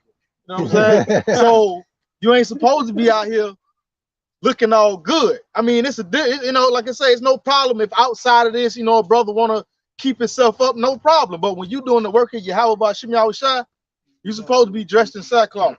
You ain't supposed to be all out here all having extravagant looking garments, because that's how people that are in the know, the ones who have the spirit of Yahweh Bashim Yahushua, gonna be able to see, okay, yeah, you just in it for the fame. You ain't in it for the long haul. Boom. And that's why the Most High, Yahweh Shem Yahushua, said, judge not a man according to the outward appearance, because that's the only thing they have is the fancy garments to beautify themselves. The ones that are dressed in sackcloth that are of the elect have the wisdom to beautify them. They have the spirit of the Lord to beautify them. John. Right. John came in, John was wearing camel's hair. Huh. He ain't had no fringes on it, most likely. Who knows? They ain't never say nothing about fringes. But who knows? What did Yahweh say when he was referring? What went you out there to see? A man in soft raiment? Soft raiment. Nah. What you went out there to see? A prophet? I tell you, he's more than a prophet. That's what Yahweh was saying. Yeah, he's of the elect. So now he's beautified. You go to Ezekiel chapter 16. He talks about how he decked the children of Israel with precious gold and jewelry by beautifying us with the laws. But that was separating us from the nations. But even it was from a carnal perspective. And we took that outward beauty, right, and thought we are beautified ourselves. But now what is he doing right now? He's beautifying us within, man. And those are the ones that are beautified within are the ones that are going to be of the elect. That's right, Yara. And he said what? He said, put on as the elect. Hold on. And who was the elect? Paul and John, you know, all these prophets, man. And they were humble. They probably, I believe they have fringes. Who knows, man? But they was in the Roman Empire. You just don't know, you know. But it ain't about that, man. All right, go ahead, brother. Oh, you got something? Yeah, I got a precept. Yeah, Just look, scripture down. This is Colossians 3:14. It says, and above all these things, put on charity. Right, charity is teaching this truth. Okay, doing the work. All right, go ahead. It says, which is the bond of perfectness. And I was just bringing that I was just bringing it out because the point that IUIC they say law, but they're not edifying our people. You know what I'm saying? It says charity covers the multitude of sins. That's right. That's right. So they're not covered. They're not covered. You got to come out of that congregation, man. Go ahead, bro. I wasn't trying to. No, I got a precept, but I. Yeah. Go ahead. All right. This is Isaiah chapter 52, verse 1. Awake, awake, put on thy strength, O Zion, put on thy beautiful garments, O Jerusalem, the holy city, for henceforth there shall no more come unto thee the uncircumcised and the unclean. Hey, if I ever talk to IUIC, that's the first scripture I'm bringing up. I'm going to say, break this one down for me. I don't understand it. See what I got on? This is beautiful, isn't it? See how the eclecticness of the purple is? Yeah. It's supposed to be beautiful, spotless. The beautiful garments is what? Yahushua, putting on the truth. Okay? Put on our beauty. That's the truth. Don't judge a person because of their outward appearance. That is beauty. You know, that's just in the eye. They say beauty is in the eye of the beholder. You know? So beauty, spiritually, is what? The inner man, Yahushua, okay? All right, so he said, put on thy beautiful garments, man. So we can have some type of covering. All right? Go ahead, brother. This is Ecclesiastes. These scriptures kind of speak for themselves, so I ain't doing no super breakdown on them. These Ecclesiastes chapter 8, verse 1. And this is going off the point that the brother in the car made about shining. It says, who is as the wise man, and who knoweth the interpretation of a thing? A man's wisdom maketh his face to shine, and the boldness of his face shall be changed. So the only thing that you should want to shine to people is your spirit and the wisdom that comes from you, that comes from Yahweh Hashem Yahushua. That's the only thing that we should be worrying about beautifying, which is our inner man. Right, man. Definitely good. It's Matthew chapter 5 and verse 5. Yeah, the scriptures cut them, man. You ain't gotta really break them down. It's like real simple and plain. Ain't no deep metaphors and nothing like that. No parables. You're just saying, hey, you're gonna be saved by the Spirit, not by what you wear. Very simple. Go ahead, brother. This is Matthew chapter 5 and verse 5. Blessed are the meek, for they shall inherit the earth. Blessed are they which do hunger and thirst after righteousness, for they shall be filled. IUIC don't hunger nor thirst. They put up their Passover videos. They over here eating good. They eat good. Living lavish. They live lavish. Nothing meek about them, right? Like, if you come at somebody about what they got on all brook, that's pride. That's pride, man. That's carnal. Hey, bro, where your Jordans at, bro? You coming to school, you ain't got no bro. It's same thing. Yeah, Same one, shit. but they just in the They just got older, found the truth. right, man. Because the scripture spoke about that in Ezekiel, man. The dry bones. You know, they're gonna stand upon their seat, a great exceeding army, but they're gonna have no breath in them. Some are gonna have the breath, some wasn't. Right, brother? It's the book of Jeremiah, chapter 2 and verse 13. For my people have committed 2 evils. They have forsaken me, the fountain of living waters. Whoa, there go the fountain again. And hewed them out cisterns, broken cisterns that can hold no water. Wow, man. So they've hewn them out, broken cisterns like Nate, that can hold no truth in it. All right. And another one is all those false prophets on there. He's in the number with them. Thank you, brother. Now you can, it's all good. So look at him right there. Look at that proud look. Man, look at that stoutness about the brother. The picture says, "Oh yes." Yeah, but look at GOCC. That's my favorite one right there, man. See him sitting like this? That's another proud look. That's another proud look. That's a pride look. That's the Alistair Crowley. Yeah. Whoa, it is. It is. Bro, that's a lesson. We got to do that. That's a who?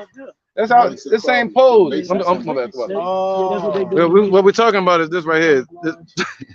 This guy here, man, GOCC leader. The way he's, the stance that he got, that's Alistair Crowley's stance too.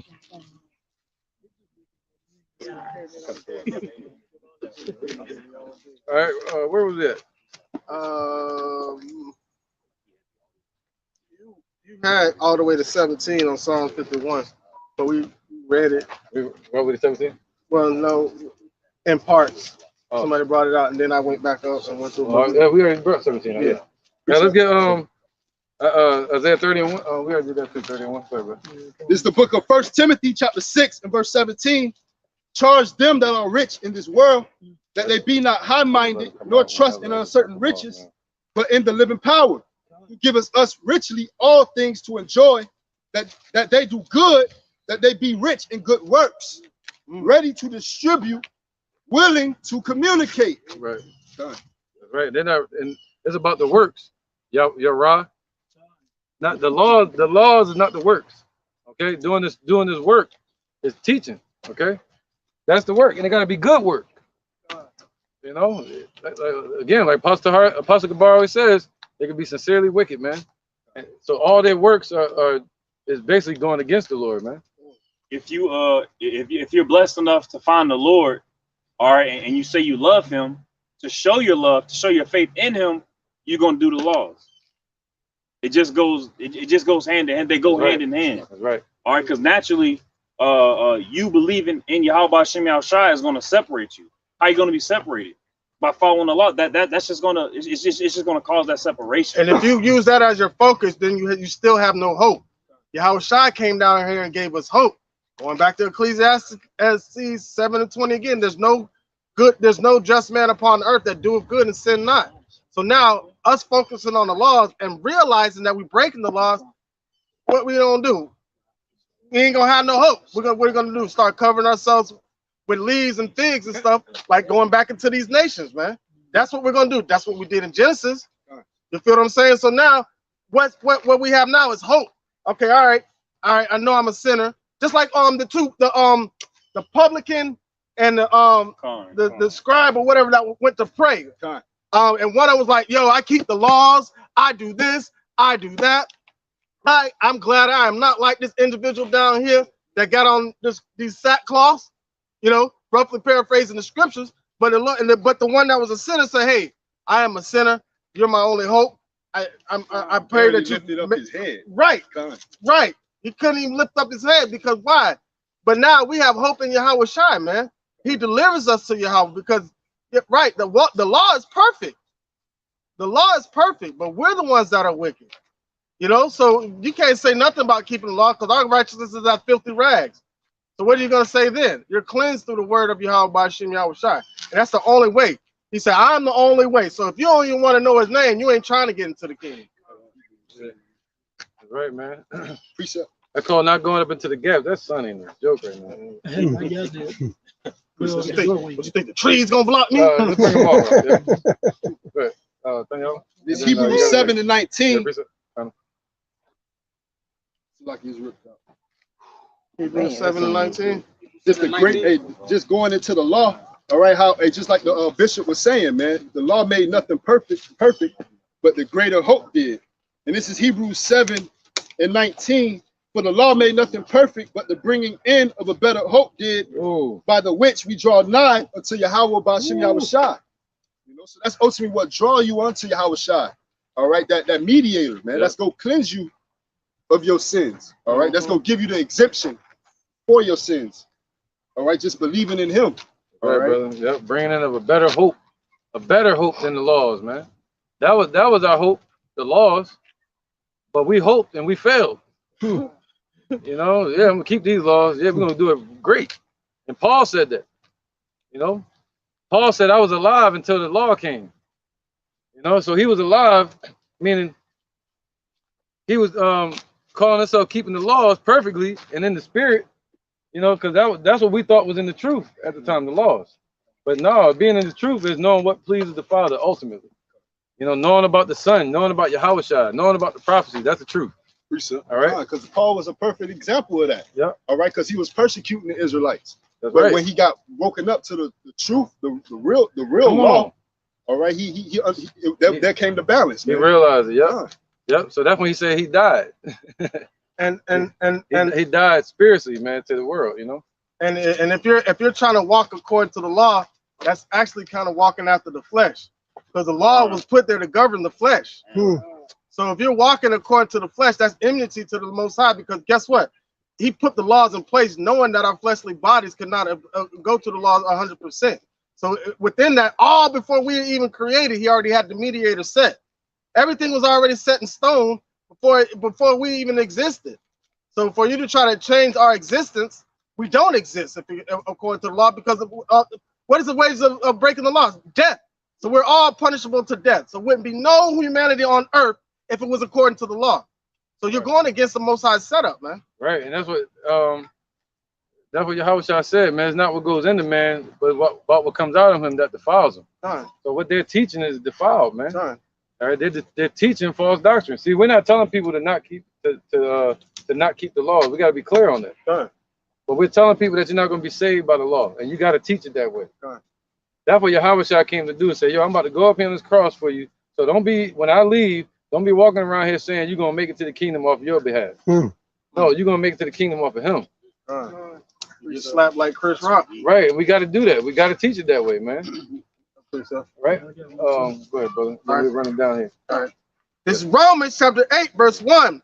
Therefore now, there is therefore now no condemnation to them which are in Yahweh Shai HaMashiach, who walk not after the flesh, but after the spirit.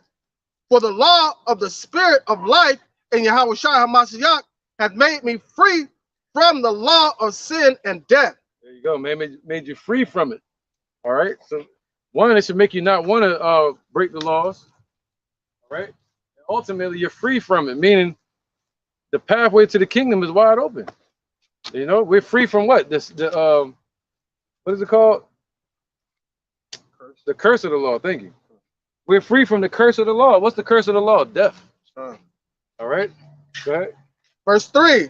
For what the law could not do, in that it was weak through the flesh, Yahweh sending his own son in the likeness of sinful flesh, and for sin condemned sin in the flesh, for that the righteousness of the law might be fulfilled in us who walk not after the flesh, but after the spirit. And that's it, bottom line. Yeah, that's us. We walk by the spirit. Go ahead, brother. So the laws, all right, so when you walk in the house, your house, you're supposed to have the 10 commandments on your doorpost, so when somebody's walking in, they see that, right? That's kind of like our focal point at one point in time, when we focus on the laws. All right, now, that was only going to get us so far. right? Just like how Moses was only going to get us so far. Who brought us into the promised land? Joshua, which means he delivered, which means deliver, right? So now, what is our focal point now? That's what Paul was saying right there. For what all the law could not do, yes, we're trying to go according to the law. We want to do the law 100%, but we understand that it's not possible in this sinful flesh. So now what is our focus point? Our focal point becomes Yahushua, and having our focus upon him. We have our focus upon Yahushua, then we don't lose. So Yahushua is not the minister of sin. Con. So so if you're in the spirit of Yahushua, you're not going to be operating under that breaking of the law mindset. You know? Con. Sorry, bro. Oh, my bad. That was a good bar. Yeah. It's the book of Romans, chapter 3 and verse 31. Do we then make void the law through faith? Yahweh forbid. Yeah, we establish the law. That's establishing the law through faith. Because what did Yahushua do? He fulfilled. So now we have for faith that he fulfilled everything, and that those that believe on his holy name, Yahushua, you got to know that, right, will be saved, man. So that's the fulfillment of the law within us, having faith in Yahushua.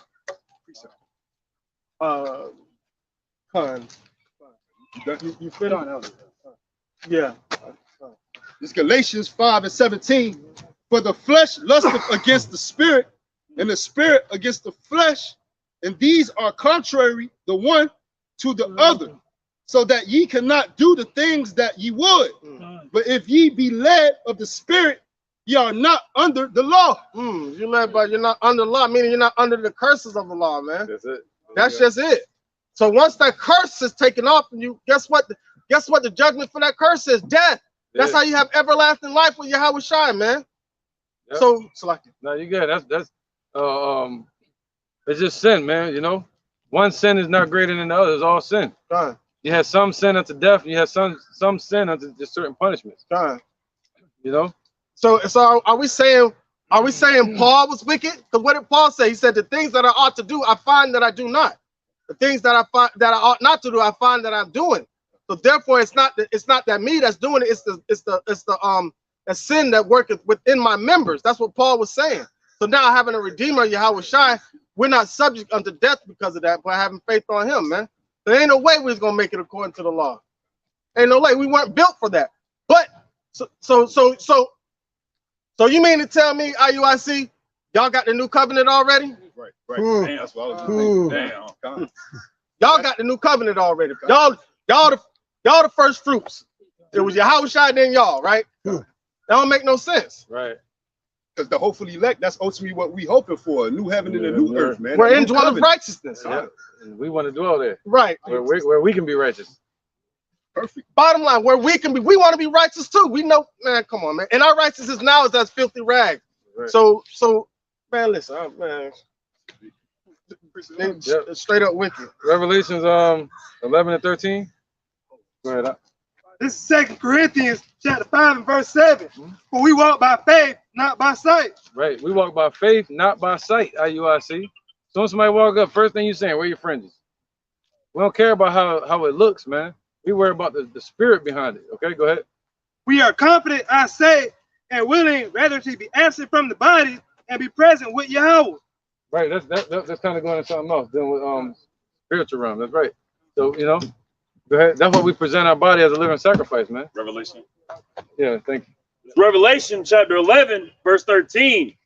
And the same hour was there a great earthquake, and the 10th part of the city fell, and in the earthquake were slain of men 7,000. And the remnant were affrighted and gave glory to the God of heaven. Right, it might have been 11 and 3. 11 and 3. Now will give power unto my two witnesses. Yeah. Yeah, I wrote 13. My bad. Go ahead. Say again? 3. Okay. 11 and 3. Revelation chapter 11, verse 3. And I will give power unto my two witnesses, and they shall prophesy 1,260 days, right, clothed in sackcloth. Right, that'd be like 350 years. You know, that represents us being in bondage 350 years here in America. Okay, so right here, those two witnesses in Northern Kingdom, Southern Kingdom. All right, and we're gonna be prophesying right here in America in sackcloth. Period. Somebody please look at the definition of sackcloth. Let's see that. How about that? Basic potato sacks, man. Stuff that make you look like a bum. You know, we got snake skin. Yeah, we got nice garments, but we put these together ourselves. You know what I'm saying? Like, we just, yeah, it just so happened. Hey, you know, hey, take the salt of the earth. Anything we do it well. Yeah, cause we got Yep, come on, man. This is it says sackcloth, all right, sackos, and it means a mohair, the material or garments made of it, worn as a sign of grief. They spend their time trying to look beautiful when they supposed to be looking. What did it say? It's better to be in the house of mourning than to be in the house of feasting, man. Yeah, brother. Yeah, IUIC Passover. It says, you gonna think? Remember? No, I remember it later. A sack, a receptacle for holding or carrying various things as money.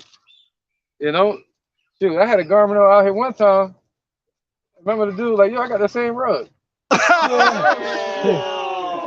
Oh, damn it. Hey, why you got some jabs, huh? That was a straight jab, because he ain't had to word it like that. Yeah, man. He could have said, oh, I got something made out of that material too. Yeah. Or that pattern. But it was the truth, because I saw the same rug. So we wearing sackcloth, man. You know? Oh, Hey, Con. check this out. Oh, Slocky, go ahead. Oh, no, you go ahead, bro. Hey, Con, because too, hey, by that wearing that the sackcloth, it matches our inward appearance too as well, man. Why? Because the Lord Yahweh Bashim Yahweh say he near to those of a broken spirit and a contrite heart, man. So therefore, how we feel on the outside appearance is going to match too as well. And saying, and for that morning, it says, God dang, Slocky. So, but check this out. But think about it, right? So, us putting on sackcloth, right? I wonder what material that sackcloth is going to be. So, right now, our outward appearance don't even matter, man. Right. It says it was worn by the men of the Lord that led an austere life, strict life, man. That's right, man. You know, but just like how they were ruling in authority, so they had to be what in a lowly manner. When you come into this truth and you start teaching, you kind of in the place of a prophet, a priest. You know, the priests were what was the word back then, man? They were respected. You know, they were hated at the same time, man, but they would fear when a prophet would show up. You know what I mean? So once you come into this truth, you become a ruler in the sense of being in the truth, all right? Teaching our people, you got to humble yourself, all right? So we got to do what the Lord said, though. He said you're going to be prophesying in sackcloth, not going out and everybody 501c3 charter. Hey, bro, you just joined the camp. You got a new shirt you just made? All right, cool. I'm gonna let you sell it to the camp, but you gotta give me a percentage. Right? Deuteronomy 22:5. That's Bishop Kanai, y'all. Book of Deuteronomy, chapter 22 and verse 5. I hate talking about IUIC. I just want to say that one time. Go ahead, brother. Darn. It's like one of the worst topics for me. Deuteronomy 22 and verse 5. The woman shall not wear that which pertaineth unto a man, neither shall a man put on a woman's garment, for all that do so are abomination unto the Lord thy God. There you go. So that's that's important. So we're going into the garments now. We're getting back to the garments. So we read the part about the fringes, and now he's saying, yo, the women they supposed to wear what? Oh, I heard about that. IUIC talking some you women they supposed to be wearing pants. You know, telling women, it's a woman that keep coming up to me. She said, I was with an IUIC member. And he said he couldn't be with me because I couldn't wear pants. That's right. That's right. I'm in the kings, man. We kings. We have whatever we want. Whatever we like. Right, man. Right. So she was telling me like, yo, they were telling me he couldn't wear pants. Now they just misunderstand that scripture, you know, because in these times, you know, it would be like a tunic, you know what I'm saying? And I would rather my woman wear pants, you know, something to cover it. Not a skirt out here. Hell no. Not in this queen. Yeah, they got the fans, everything. They shit to look up under. Yeah. You have your daughter out there wearing that, and she run. They look at that differently here. So whatever. What that's saying is that scripture there is not talking about pants, man. All right. What that's talking about is the priesthood. All right, the priest, Aaron was dressed a certain way. You know, he had to have an ephod, you know, the stones on the mantle. He had a mitre on. He was dressing a priest. So a woman wasn't supposed to wear that, you know, and men's garment like we wear. You know what I mean? And because you would say that's a priest. Or she wasn't supposed to shave her head bald or walk around uncovered. That's why Paul said that. If you're going to walk around with your head uncovered, you might as well shave your head bald and be a man all the way. You know, you don't even have to say that to these women because they already got the head bald. But with the woman will wear a dress. It's different, you know. Well, the word dress goes back to dressing something. So that's not it. You know what I mean? So we wore robes, and women wore, I forgot what it's like, a blouse. You know what I'm saying? And they were adorned for beauty. Is that where that term comes from? Oh, you don't wear the pants I do? Because the pants is not literally pants, that come from Esau. I wear the pants in this house. That started here, man. Hell yeah, man. You know, so it ain't about the pants, man. You know, you wear that. I do ask this question, like, damn, why a woman got on the zipper? You know, so I get that part. But in this society, it's better to, you know, wear pants. It is what it is. All right. So it's not about that. It's about the priesthood, how it was set up. The Lord was saying the woman not supposed to be walking around dressed like a priest. All right, go ahead, brother. Keep going. Oh, I think you read it already, right? Not up yet. Deuteronomy 22 and 11. Let's get to 11 all the way to 12. Book of Deuteronomy 22 and verse 11. Thou shalt not wear a garment of divers sorts, or of woolen and linen together. Thou shalt make thee fringes upon the four quarters of thy vesture. Right. So IUIC, I want to ask them this question, man. What is that fabric made of? Because the scriptures told us we're supposed to make it of linen, pure linen. You know, flaxseed. You know, it's just like what do you say? Don't mix plants together. You know what I mean? In the soil. So you're not supposed to mix garments together. And we got all kinds of stuff right now. We don't know. We walk up to IUIC, they got on this. If I talk to him, he say that damn garment. He said the garment is linen. I'm gonna say, what's the t-shirt? I said that. What's the jeans? Listen, I asked them that. I said, okay, y'all getting on me about fringes, but I said, what about mixed fabric? Right. And they were like, and what about it? I said, so you mean to tell me all y'all up there shirts is 100% linen? I said, because I bet I can guarantee that your shirts that you get printed from the printing press are polyester. I guarantee that all your shirts that you get printed from the printing press, because ain't nobody, you not going to these print places and tell them I want straight linen shirts. That's it. No, you're buying these masks that the same t-shirts that you're selling to your congregation. Yep, wearing Nikes. Huh. I don't think I got a Nike, but ain't nothing wrong with wearing Ain't Nikes. nothing wrong with that, but I'm not gonna base my salvation on what I got on. Right, man. That's right. You walking around talking like that, you shouldn't be wearing none of that stuff. Right. You know, but hey, man, we wearing Nikes, all kind of stuff, man. We should be Adidas. That's go back to Egypt. Got a pyramid on there. Nike too. It's Greek. It's Greek. Glory or something like that. It was an idol named Nike. Goddess of victory. And not only that, if you rocking around here talking about where your fringes at, your whole attire need to be what we was wearing back in those days. Like the car said, you look like you jumped straight out the Bible. Right. That's what you need to look like. You jump straight out the Bible. Like you need to have everything. The way we used to dress back then. If you worried about fringes, the way we used to dress back then, that's how you should be dressing now. And phylacteries. You're supposed to have phylacteries and everything. You're putting fringes on European attire. Sorry. Come on, that don't make no sense. You're putting fringes on a European attire and forcing people to do that. Yep, that's it, man.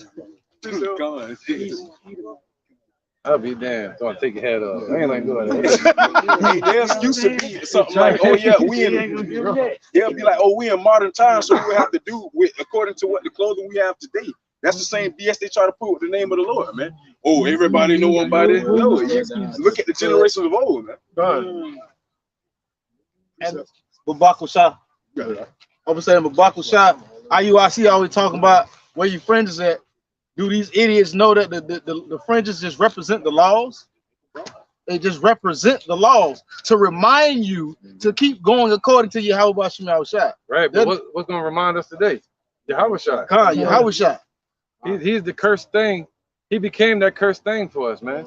Just like Moses held up the serpent. Yep. You know, and he said, "Yo, look at you're gonna have to look at this." And our people were like, "Yo, it's a serpent." He was like, "You're gonna have to look at it, and you'll be healed." It was a forerunner, a precursor to what Yahushua was going to represent, becoming a curse for us. And that snake, that serpent that Moses held up, it later on was called Nehushtan by Hezekiah. Nehushtan just means an iron or brass object, you know. But before that, since Moses held it up, there was a shift that happened. Some people started worshiping that snake, Nehushtan, and then when Hezekiah showed up, he said, "No, it's just a brass object, man." He destroyed it. All right. But the ones that were righteous, they looked at it and got the point, meaning follow what the Lord said. He tell you to do it, you got to do it. That's just it. If you don't do it, you're going to perish. Now, today, Yahushua became that curse upon the cross. He said, "Cursed is any man that hangeth on the cross." So he became that curse that we look upon today as a sign and as remembrance, all right? And he's in the heavens on the right hand of the Father eternally for us to look upon. All right, go ahead. You got a point? You had a point? I had a point. Like basically they saying in the old times we had to look at the fringes to basically remember the law. Yep. And now the brothers that came in this thing, all we gotta do is look back and see what the Lord was doing to us when we was walking around like these Babylonians. Yeah. You see what I'm saying? When we were sinning, you know what I'm saying, going to and fro, running in lusciousness. 1 Peter chapter 4. You see what I'm saying? Yeah, look into the history. Yeah. So, through Yahushua, yeah, through the truth. Just look into the truth, man. Look into the history. That's right. All right, Jeremiah 31 and 31, all the way 33.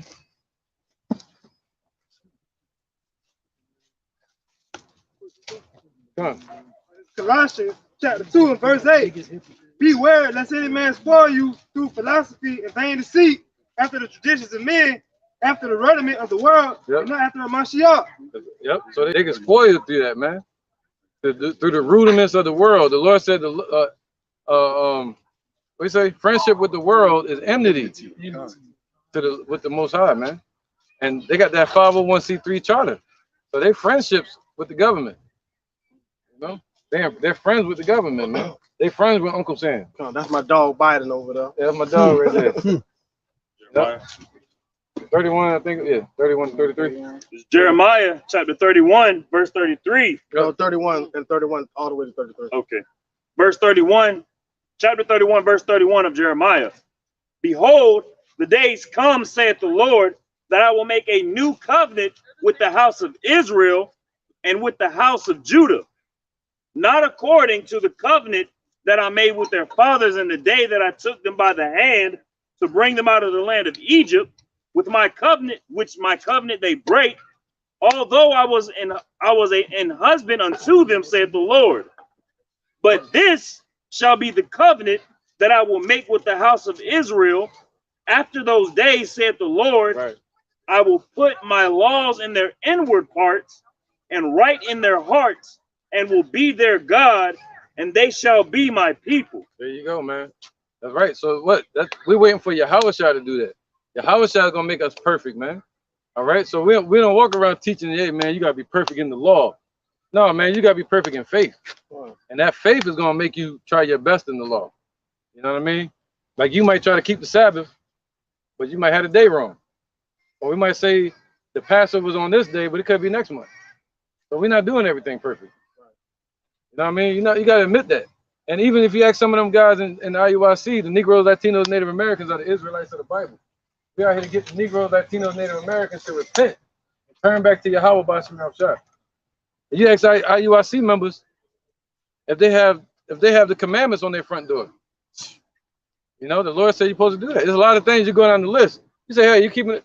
Yeah, hey, how you get to the Lord? They're gonna say, keep the laws perfectly. Okay, let's go through the laws. You know what I mean? And you're gonna find out that they're not keeping them. So that's why the Lord said, as they everything that they say, observe and do. But as they're doing, don't do that. You know, don't follow after their ways. All right. So all the way 33. You already ready? Oh, gone. All right. Deuteronomy 4 and 5, all the way to 6. We're gonna run through these quick. Any precepts are cool too. I'm just, we're just running through it. It's the book of Deuteronomy, chapter 4 and verse 5. Behold, I have taught you statutes and judgments, even as the Lord my God commanded me. that ye shall do so in the land whether you go to possess it. That's right. Go ahead. Keep their Yep. So this was Moses. Go ahead. keep therefore and do them, for this is your wisdom and your understanding in the sight of the nations. Right. So that was our wisdom, you know, in the old time. But now what's our wisdom? That's the point. All right. So in the old time, the laws were our wisdom. That's all we knew. But now, Yahushua and the truth and the laws, everything all together is part of that wisdom. Okay. So that was our wisdom in the sight of the nations. So now what's our wisdom in the sight of the nations? It's truth. You know? And the Lord's going to put us back to that status of being perfect in the laws in the kingdom. All right, let's get Numbers 15 and actually Isaiah 11 and 10. Yep, can we get Numbers 15:38 again? This is someone lose sight of the point. Yeah. This is Numbers chapter 15, verse 38. It says, "Speak unto the children of Israel, and bid them that they make fringes in the borders of their garments." There you go. And that word fringe just means tassels, you know, in the borders or corners of their garment. But throughout their generations, and that they put upon the fringe of the borders a ribbon of blue. There you go. All right, throughout their generations, man. But the Lord said, what? We were going to discontinue from our heritage. All right. So now the Lord gave us a way to have some type of covering. All right. And that covering, again, as I keep saying, is Yahushua, the spirit of truth. All right. That's the spiritual fringe, you know, contrite heart, you know, and the garment is the spirit of righteousness, man. It's, teaching rightly and correctly in the spirit of truth. You know, he said, what? Got to the race lawfully. Yep. Let's get that. Let you run lawfully. That's right, man. They think lawfully means keeping the laws only. Listen, again, we're not saying don't keep the laws, you know. Damn, my phone here with me. You got it? Yeah. 2 Timothy 2 and 5. 2 Timothy chapter 2, verse 5. All right. It says, "And if a man also strive for masteries, yet is he not crowned, except he strive lawfully." Right. There you go. So lawfully, of course, you're going to keep the laws to the best of your ability, but striving meaning running a race. That means doing it the way that the Lord showed us how to do it. That's what he means by lawfully right there. All right. It means striving in this truth for perfection, striving in this truth correctly. All right. Not just keeping the laws, you know. That's what he was saying right there. Okay. So let's get this, man. Isaiah 11 and 10. And you keep going on that Numbers 38, 15:39. This is Isaiah. Real quick. Numbers 15:39. Yeah, come on, my bad. All right, this is Numbers chapter 15, verse 39. It says, "And it shall be unto you for a fringe, right, that ye may look upon it, and remember all the commandments of the Lord." Right. So you're gonna look upon this, and you're gonna remember all the commandments that the Lord gave you. You know, that's why we weren't. You know, but what do we look upon to remember? Didn't Yahushua say, "I'm gonna put you in remembrance of all things"? You know, we turn to Him now. Okay. And do them. And do them. That's right, man. Okay. So now we look to Yahushua. Go ahead. This is Isaiah chapter 11, verse 10. "And in that day there shall be a root of Jesse, which shall stand for an ensign of the people. To it the Gentiles seek." Oh, so to it shall the Gentiles seek. Like, that's right. To it shall the Gentiles seek. Right. The Gentiles is meaning the foreigners, man. Israelite foreigners. That's what we all were. You see that? So what were we to look upon? The fringes? When we was all calling ourselves Americans and Baptists and before Abba Bibbins, what were we to look for? IUIC wasn't around with the fringes. So we had to look for the truth. That's what was given to Abba Bibbins. You know, that's what raises us from the dead, not the fringes. That's just common sense, man. Spiritually common sense, you know? And common sense isn't common anymore. Yeah, because what it's saying now, First Corinthians chapter 2, the natural man cannot discern these things because they're spiritually discerned. Right. So they can't understand because they don't have spiritual discernment, man. Thanks to Nate. That's right. Go ahead, brother. It's the book of 2 Peter chapter 2, Yeah, you getting this, Yara? In verse 12, but these, as natural brute beasts, made to be taken and destroyed, speak evil of the things that they understand not, and shall utterly perish in their own corruption. You heard that, Yaron? Speak evil of the things that you understand not. You didn't jump your ass out there, don't even know what you're talking about. Then it's gonna be a cut. Because it's a way that may seem it right to a man, but that way is the end of death. Right. But Right. paraphrasing. Right. And also understand, this is what makes it even more scarier, right? So if you around here in a deceived state of mind, the scripture says the deceived and the deceiver are his. So the Lord causing you to be wicked like that. You feel what I'm saying? So if it's in your spirit to be that, you're not gonna be able to get it. You got some more on that? Ain't nothing we can do. Ain't nothing we can do. Oh, he mad still? Wait, which one? Which one? The first one is about the Most High is dealing with GMS lions, then always sincere edification. The water, brother. The water, man. Who's that? Humble lion? That's right, man. Thank you, man. The Lord dealing with you too. I believe so. You know that. Humble lion. And this is back in 2 Peter 2 and 13. Wait, no, go up 2 and 11. 2 and 11. Whereas angels, which are 6.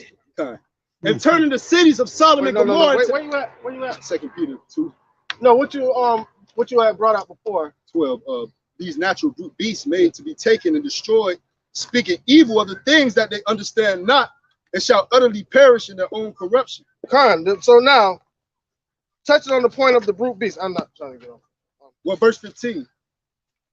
Which have forsaken the right way and are going astray, following the way of Balaam, the son of Bosar, who loved the wages of unrighteousness. Money. That's all it's about. Money. That's all it's about. Their fringes, each fringes count for $1 for them. Damn. Because that's what they focus upon, that money. Probably get a discount.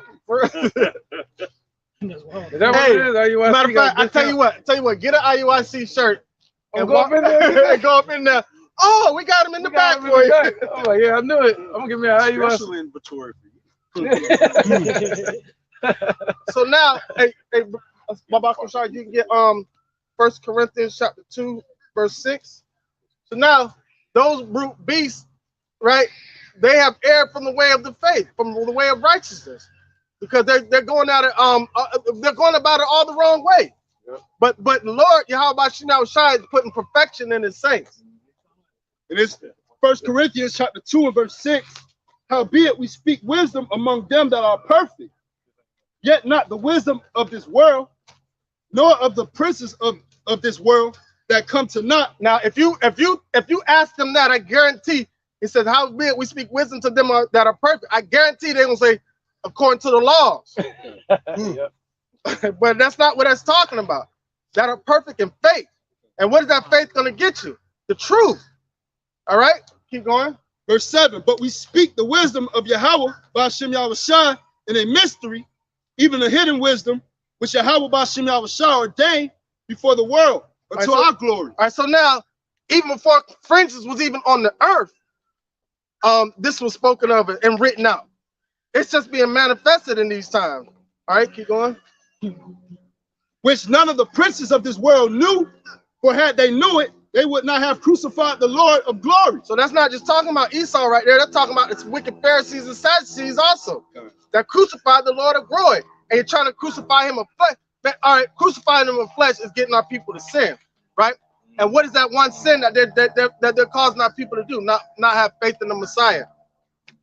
Not have faith in the Messiah and his sacrifice that he did when he came down here on this earth. Right. That's the wisdom that we're speaking to them that are perfect. Pulling up the robe, pulling up the garment. As they walk by securely, you just see somebody in the truth that's doing it correctly, and they'll say, where your fringes? Jump to the point. Take that righteousness off. Yeah, they try to snatch the righteousness away from you, man. Jump to the point. Go ahead, brother. No, keep going. Keep going. And this verse 9, but as it is written, I have not seen nor ear heard, neither have entered into the heart of man the things which Yahweh Ba'ashem Yahushua have prepared for them that love him. They don't love Yahushua, they love Nate. So they're preparing the things for Nate. They're going off of whatever Nate says. Nate could be dead ass wrong, but they're not going to go against it. Keep going. But Yahweh Ba'ashem Yahushua have revealed them unto us by his spirit. For the spirit searcheth all things, yeah, the deep things of Yahweh Ba'ashim Yahushua. So can you do that according to the law? No. Well, are we supposed to uphold the law to the best of our ability? Yes. But the wisdom is going to get you there. Keep going. For what man knoweth the things of a man, save the spirit of man which is in him. All right, so now they got the spirit of man within them. Somebody get Ecclesiastes 3:11. Yeah, they got spirit of this world. Come on, man. Man, I think it's Ecclesiastes 3:11. He put the world in he made everything beautiful in his son, put the world in their hearts. Oh, can you go there? Yeah. I got some of that. Yep. This is the book of Ecclesiastes, chapter 3, and verse 11. He hath made everything beautiful in his times. Also, he hath set the world in their heart. Why? So that no man can find out the work that Yahweh maketh from the beginning to the end. So that no man can find the works. Now, because he made everything beautiful in his time, the earth looks beautiful outside of Esau's rulership. All right, what does Isaiah 6:10 say? Make the hearts of these people fat and their ears dull of hearing, heavy and dull of hearing. So they won't be able to get the truth. Let me bring this out real quick, This is Wisdom of Solomon, chapter 13, verse 1. Surely vain are all men by nature who are ignorant of Yahweh and could not out of the good things that are seen know him, that is, neither by considering the works did they acknowledge the work master. So they're so busy on the physicality of things, on the outward appearance. They're so filled with carnality, they can't understand the spirit of Yahweh Ba'ashim Yahushua. It's back in 1 Corinthians chapter 2 and verse 11. For what man knoweth the things of a man, save the spirit of man which is in him? So they can't get past the carnal realm. What did Yahweh what he said? If I told you earthly things and you couldn't understand it, how can you understand heavenly things? Isn't that what the angel told Ezra? All right, I think it was Ezra. I could be mistaken. All right, so now how are you going to be able to understand these things if you're not closing these eyes and going according to the spirit? You're not going to be able to grasp that concept of what Yahweh is speaking to us. You know? Verse 12. Right. Now we have received not the spirit of the world. We have not received the spirit of the world. All right, so the laws were governed we're here to govern the flesh. All right, the flesh is wicked above all things. All right. So now, with that being said, how am I going to get these people to me? All right, I'm gonna send my son down there. I'm gonna put my spirit on my son, and he's gonna pour his spirit out on my elect, and they're gonna gather unto me according to the spirit. That's what Yahweh is saying. That's Revelation 21. All right. This is verse 12, back in 1 Corinthians 2 and 12. Now we have received not the spirit of the world, but the spirit which is of Yahweh. And now what did the brother just bring out before that? He had put the world in their hearts, but we have not received the spirit of this world. So now we understand that we don't have to wear fringes on every piece of clothing that we have. We understand that the law is not going to get us salvation, but we understand that the law still is a part of our lifestyle. But we still have hope in Yahweh because we know we can't keep the law 100%. Bottom line. That's the understanding that we have, but some don't have that understanding because why? They have the eyes of the world set in their hearts. And just to add on, just to have the little piece of that truth of knowing that you're Israel with still being a worldly mindset, a westernized mindset, it don't mix. And that's why you have the camps like IUIC and ISUPK that have the Israelite doctrine, but they just another Christian church. And that became the thing that was meant to be their help became their hurt. So understanding what does the scripture say is better that they had not even known. So by them knowing and not getting it right, they're worse off than that they had not even known. Okay, move quicker though. Matter of fact, where's the scripture at? Galatians. One in Psalms that said the thing. Damn. Somebody get the Galatians 4. Let me get Ezekiel 37. Go ahead. This is 2nd Ezra, chapter 7, and verse 21. But God had given straight commandment to such as came, what they should do to live, even as they came, and what they should do to avoid punishment. Nevertheless, they were not obedient unto him, but spake against him and imagined vain things. and deceive themselves by their wicked deeds, and said the Most High that he is not and knew not his ways. So they don't know the Most High. At the end of the day, they believe in Nate. They don't believe in nothing about it. Like if it come out Nate's mouth, they're gonna believe it came out the Bible. They're not gonna stay there and show themselves approved. They're spiritually discerned. Well, they're so what are Spiritually discerned. who's spiritually discerned? IUIC. No, they're not spiritually discerned. The things that are of the spirit, it takes spiritual discernment. That's right. That's what it's saying. It's saying they can't understand it because they're spiritually discerned. They have this discernment of the natural man. See, their thought process is all carnal. You know what I'm saying? But I get what you're saying. But really, they're spiritually retarded. That's what they are. Yeah, the spirit. King James.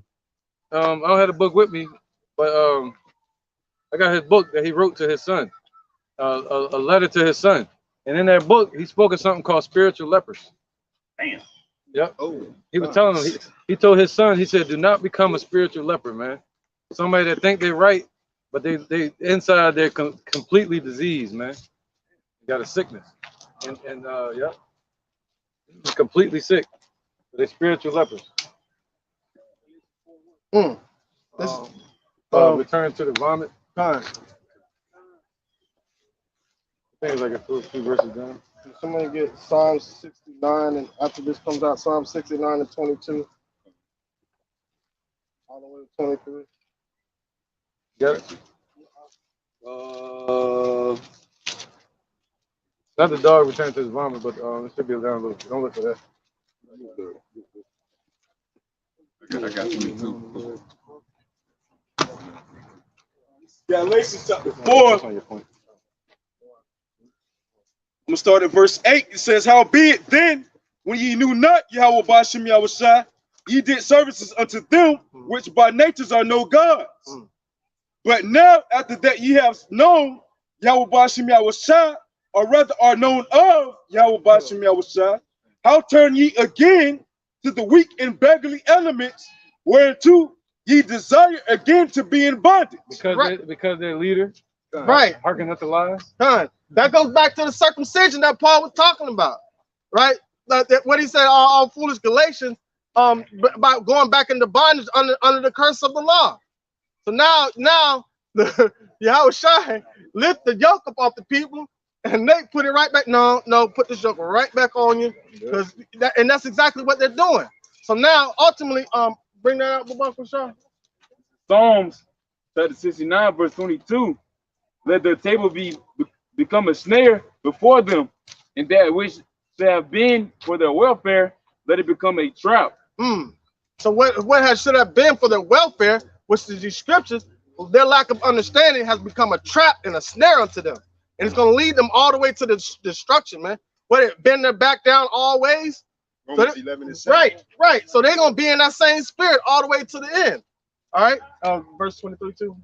Verse 23. Let the eyes be darkened that they see not, to make their loins continually to shake. So they're gonna stay in that state all the way to the end, man. Because the Lord's gonna keep them in that state of derision, letting their eyes be darkened. They ain't talking about no physical eyes. That's talking about spiritually, man. Appreciate it. Ezekiel 37 and 7. So I prophesied as I was commanded. That's a command. To prophesy. You gotta be able to tell the things that's going to happen before they happen. MOTB is one of them. IUIC. The Spirit of the Lord is the Spirit of prophecy. The Spirit of the Lord is the Spirit of prophecy. So I prophesied. That's a commandment. IUIC. So I prophesied as I was commanded, and as I prophesied, there was a noise, and behold, a shaking, and the bones came together, bone to his bone. That's what you see, Israelites. Yeah, one gonna cling to their like. You know, the brothers that's chasing sincerity in the spirit, they're gonna cling unto each other. And the ones that's chasing gain and godliness, thinking that gain is godliness, they're gonna cling unto the money. They're gonna cling unto the majority. Majority rules, just like a democracy. You know. Right. Go ahead. Like a democracy, they're not voting. All right, so they're not putting in the office who's more righteous. They're putting in the office really the electoral college is putting people in the office, but you get what I'm saying. Yeah, that's democracy, majority rule. Right, right. Mm-hmm. So it don't matter how wicked they are.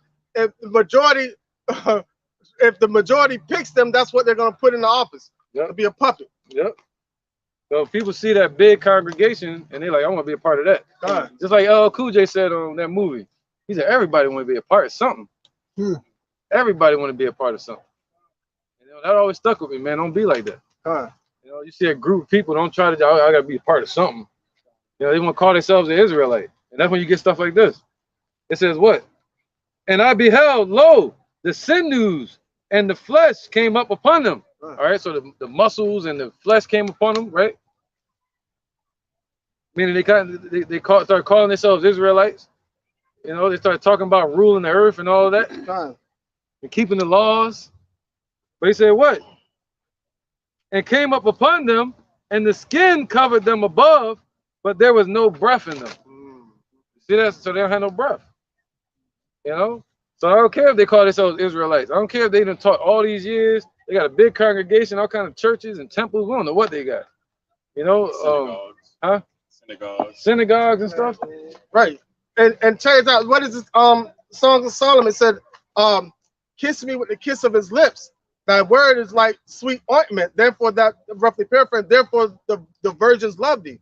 So you got to have that breath. Come on with it. The kiss is sung lest he be angry. So that breath, that means worship Yahweh Shai. I give reverence unto him. But the kiss me the kiss of thy lips, meaning give that breath unto him, man. That's what King David was talking about in Psalm 51. Take not thy Holy Spirit from me. Spirit, breath. Don't take the breath from me. Yeah, man. If not, you be walking around still you say a stillborn. What happens when oxygen doesn't come to the brain? You become brain dead. Dead. Born dead. Born dead. That's right. Hey, we might just slide over here, man. Get everybody else to heat. If it's too much, you know what I'm saying? I think we could bear it. Well. Turn around, see smoke coming from me. So we don't need no more tan. Yeah, we start grabbing these signs. We kind of shift over here and finish these precepts out. It'd been a lot easier. All right, so any newer brothers start grabbing signs and stuff like that. And hey, bear with us. We can walk in, and you can kind of see the serene. You know, you can kind of show while we're walking.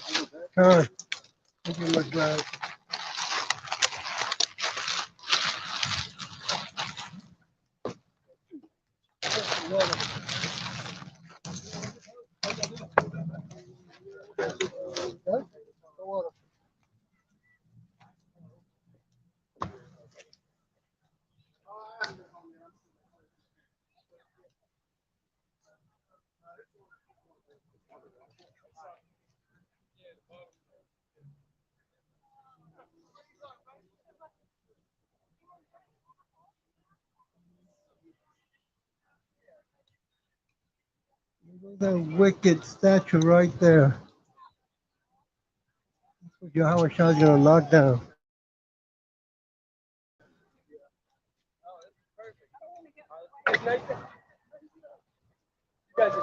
Okay.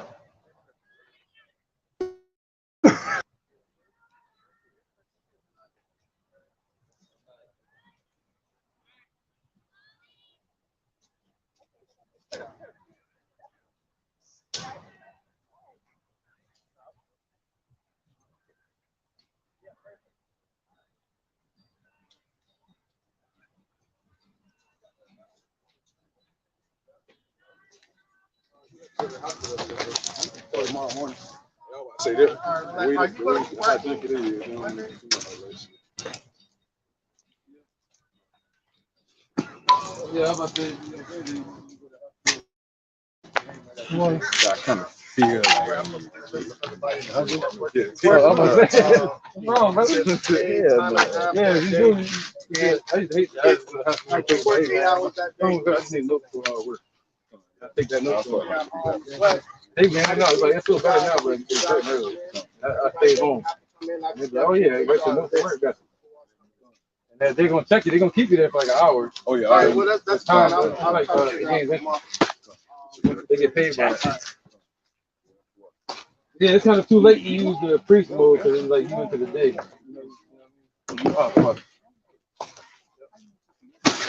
Yeah, you can say I'm a priest today, but they were like, you ain't let it know ahead of time, did you?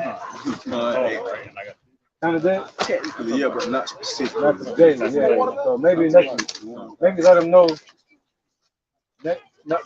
Well, if you're going to do the hospital thing, if you are, maybe in a couple of days, let them know. This ain't like, and, I'm a priest, man. I teach on Saturday, but I had the hospital. Yeah, I definitely told you about Saturday. Yeah, man. So now bring it to them, like, yo. I was the manager, like, yo, remember I told you about the whole priest thing? It's cool. Yeah, they can learn from it. Remember the whole priest thing? Yeah, next, if we just talk, just take it off of it next time. Sure. What's up?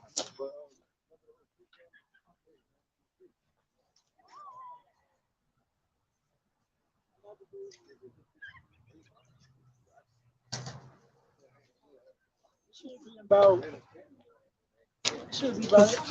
I said good. Cool.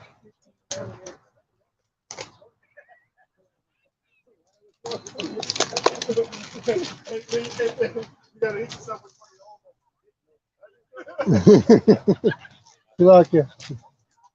Hey, look at it, y'all. Come on, come on. Right, where was it? Oh, IUSC.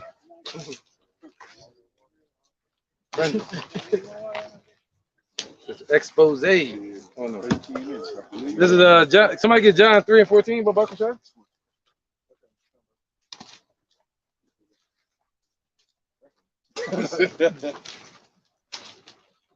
It's the book of, you got it up. This is the book of John, chapter 3 and verse 14. And as Moses lifted up the serpent in the wilderness, Right. even so must the Son of Man be lifted up. Right. Same way we spoke about this earlier. He's our sign to look upon now. All right. That's what we look upon instead of the fringes. We look at these and realize how we messed up. Yeah. Damn, we fucked up. But we look at Yahweh Shah and we realize, hey, we got a hope. Okay. Over the 15. That whosoever believeth in him shall not perish, but have eternal life. Right. Not whosoever wear fringes. Whosoever that believe in him. How you gonna believe in him and not know his name? And that's just it, man. The IUIC doesn't believe in his name. Now they're starting to teach the name of the Lord. But ain't nobody gonna say nothing about that. None of their congregation gonna say, hey man, hey leader, Nate, you was just teaching that his name wasn't that. You even made fun of it, mocking it. But now you're saying it is. So where else are you going off at? They're not asking these questions. So those are blind leaders of the blind. All right, all their followers are blind as well. All right, Philippians 3 and 2. We might split this one up.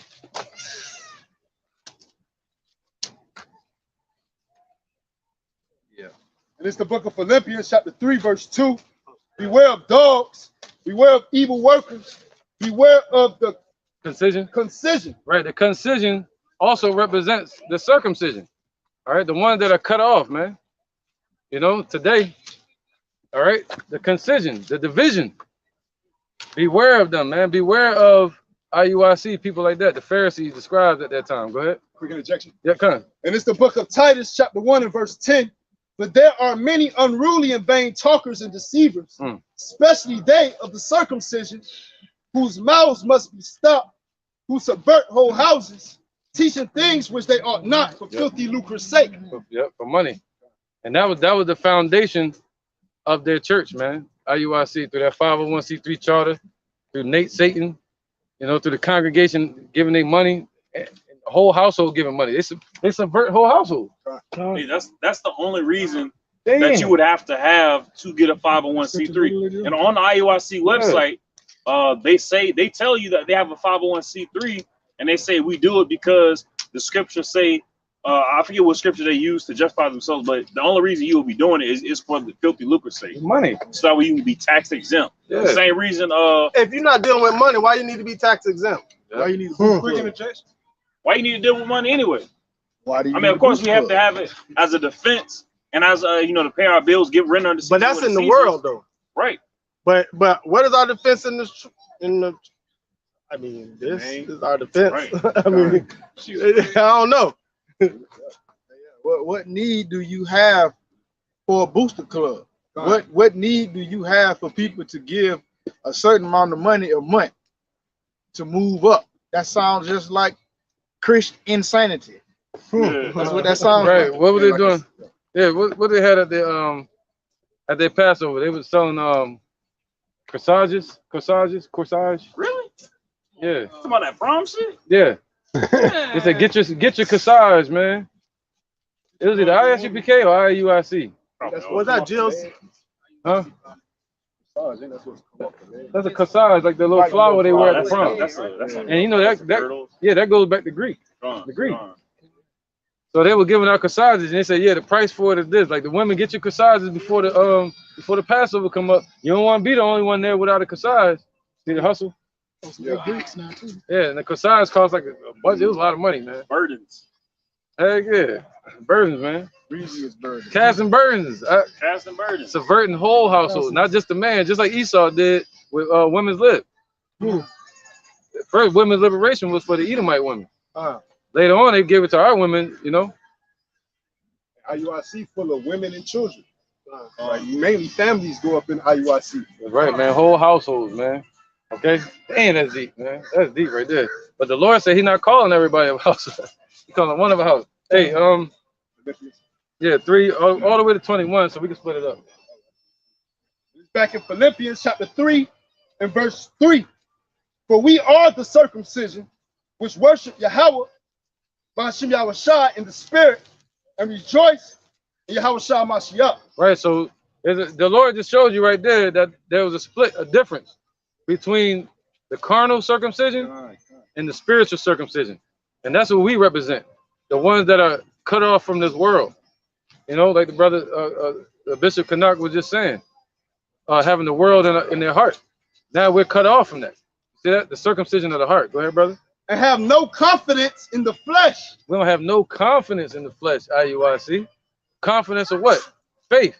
The word confidence go back to faith. We don't have no confidence or boldness to approach Yahweh Ba'ashem Yahushua because our laws, with the laws, because the laws, our righteousness is as filthy rags. And that goes back to what the bishop said earlier with the Republican versus the Republican versus the scribe and Pharisees. It's better for that Republican because he was shamefaced. He didn't even want to lift up his head towards the Lord. He wasn't full of pride. Right. Right, man. Right. Just like this brother here, we call him bishop because he's like, the word bishop just goes back to overseer. See, they look at bishop as something else. They on some church stuff. You know, the bishop's up front. And he's like, yeah, the bishop is here. Where is he? He's right there. You see, he's shiny suit.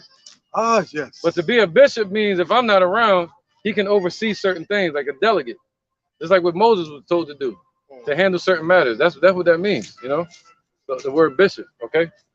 So go ahead, brother. And it's back in Philippians 3 and 4.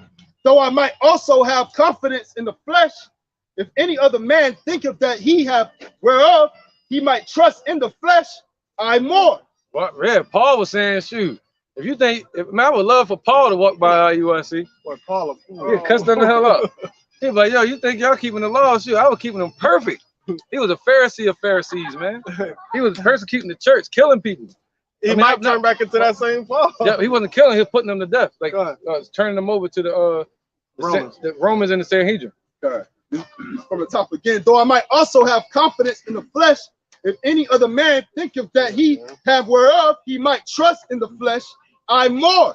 Circumcised the 8th day, right, of the stock of Israel, of the tribe of Benjamin, and Hebrew of the Hebrews, as touching the law of Pharisee. Right. So he was a Hebrew. He was like overly righteous. He was saying. He's like Paul, like shit. Come on, you got faith in the flesh. I even more. He knew the law since birth. And so, but he still didn't have faith in that. Right. Right. Come on, man. We can't have faith in that we can make it off of that. That's what we're trying to say. That's our message. We have to have faith in Yahweh. Go ahead, brother. That's the point. Verse 6, concerning zeal, persecuting the church, right, touching the righteousness which is in the law, blameless. So right, because he was blameless, you know, because he thought he was doing right. You know what I'm saying? So he was persecuting the church, and he was persecuting the church, Read that part again. It's a point I missed. I want to speak Concerning zeal. Yeah, zeal. That word zeal goes back to being compassion, you know, compassionate. And you had zealots, and he was a zealot, and he was moving in the spirit what he thought was the truth. All right, he thought he was in the truth, man. So the Lord, like, I get you, you know. So he was basically forgiven for that. Go ahead, brother. Concerning zeal, persecuting the church, touching the righteousness which is in the law, blameless. See, he was blameless. See that he did everything according to the law. You know, go ahead. For what things were gained to me, those I counted loss for Yahweh Shah Mashiach. There you go, man. So we counted loss, and just like Paul did, everything that we do is as filthy rags, man, except for teaching his word. And even that, you know, we are unprofitable servants. Because the Lord already said the kingdom is prepared. What are we really doing? We just acting it out. All right. So he said, yeah, that's right, man. He said, as zeal touching the law, he was a Pharisees of Pharisees, man. He'd jump over the table and punch you in your mouth, man, if you were keeping the law wrong. And he wouldn't feel wrong for it. But he said he threw all of that away. You know? Go ahead. All the way 20. Someone will take over? Go ahead, brother. Verse 8. Yeah, doubtless, and I count all things but loss for the excellency of the knowledge of Hamashiach Yahushua. There you go. So all of that is but loss for the excellency of Yahushua. See that? So that they're not teaching you that. As soon as you run into IUIC, they're saying Jebus. But you ask them their names, they got Bishop Kanai, you know, all kind of Hebrew names. But you ask them the Lord's name, they don't know it. You know? You got an interjection? Go ahead, brother. This is Romans chapter 10, verse 2. For I bear them record that they have a zeal of God, but not according to knowledge. So they have a zeal, they have a want, they have a desire to be righteous. Just like Paul did. But they don't do it according to knowledge, because it's to have the proper knowledge is you have the knowledge of faith. They don't have the knowledge of the law. That's a good knowledge to have to keep the law to the best of your ability, but you also need the knowledge of faith, the knowledge of hope in Yahweh Shai. Right. In Yahweh Shai. Right, that's the law. That's the law of faith. That's right. All right. Keep going, brother. Go on. For whom I have suffered the loss of all things, and do count. Oh, you got to call where you at. Oh, God. I got the book of Philippians chapter 3 and verse 8. Oh. For whom I have suffered the loss of all things, and do count them but dung, that I may win Yahweh Shai. There you go, man. We count it as nothing but basically doo-doo. All our works is like shit. You know? That's it, man. So we walk up to IUIC and you think they chariot parked over there. You know, they got the fringes, you know, they got the microphone, they got everything they need. They got a rich leader. Got money, got record label. They got a record label. They are record label. Like, what is the Lord? I mean, come on, man. Paul was a tent maker. You see that? He ain't joined the Roman Empire like the Sanhedrin did. Yahweh was a carpenter. The carpenter. Majority of the disciples were fishermen. That's right, man. So he said, put on as the elect. You know, go that route. Desire your daily bread, man. We ain't about to make no Lions Den entertainment.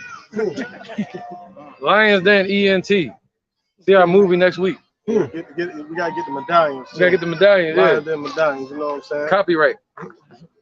We ain't about to do that. All right, go ahead. Boys, we speak. Yeah, that's it. Back at Philippians 3 and 9, and be found in him, not having my own righteousness, which is of the law, but that which is through the faith of Yahweh Shai, the righteousness which is of Yahweh by faith. Woo. Not being found in him, that keeping our own righteousness. No. Saying, looking at the Lord, saying, I did it. No, we're gonna say, Yahweh Shai, you did it. You know, thank you. You're the one that said what? Behold, I make all things new. You know, he's gonna refresh us and make us perfect. You know, go ahead, brother. Verse 10, that I may know him in the power of his resurrection. Right, because he gave us a way to be perfect now. Even now, we're perfect in faith. Go ahead, brother. And the fellowship of his sufferings, being made conformable unto his death. If by any means I might obtain unto the resurrection of the dead, not as though I had already attained either, were already perfect. And the elder just brought that out. They act like they got the chariot parked outside. Yeah, man. Good. Yep. But I follow after. But I follow after, if that I may apprehend that for which also I am apprehended of Yahushua HaMashiach. Brethren, I count not myself to have apprehended, but this one thing I do, right, forgetting those things which are behind, right, and reaching forth unto those things which are before. There you go, man. Not worrying about fringes and all that. You know, we're gonna wear them. We wear them because the Bible says to do so. But we ain't gonna teach you that. Yeah, this is the way to the kingdom. This is the way forward. You know, we're gonna say no. Yahushua is the way. He said it. He said, "I am the way, the truth, and the light." You know, like on Mandalorian. This is the way.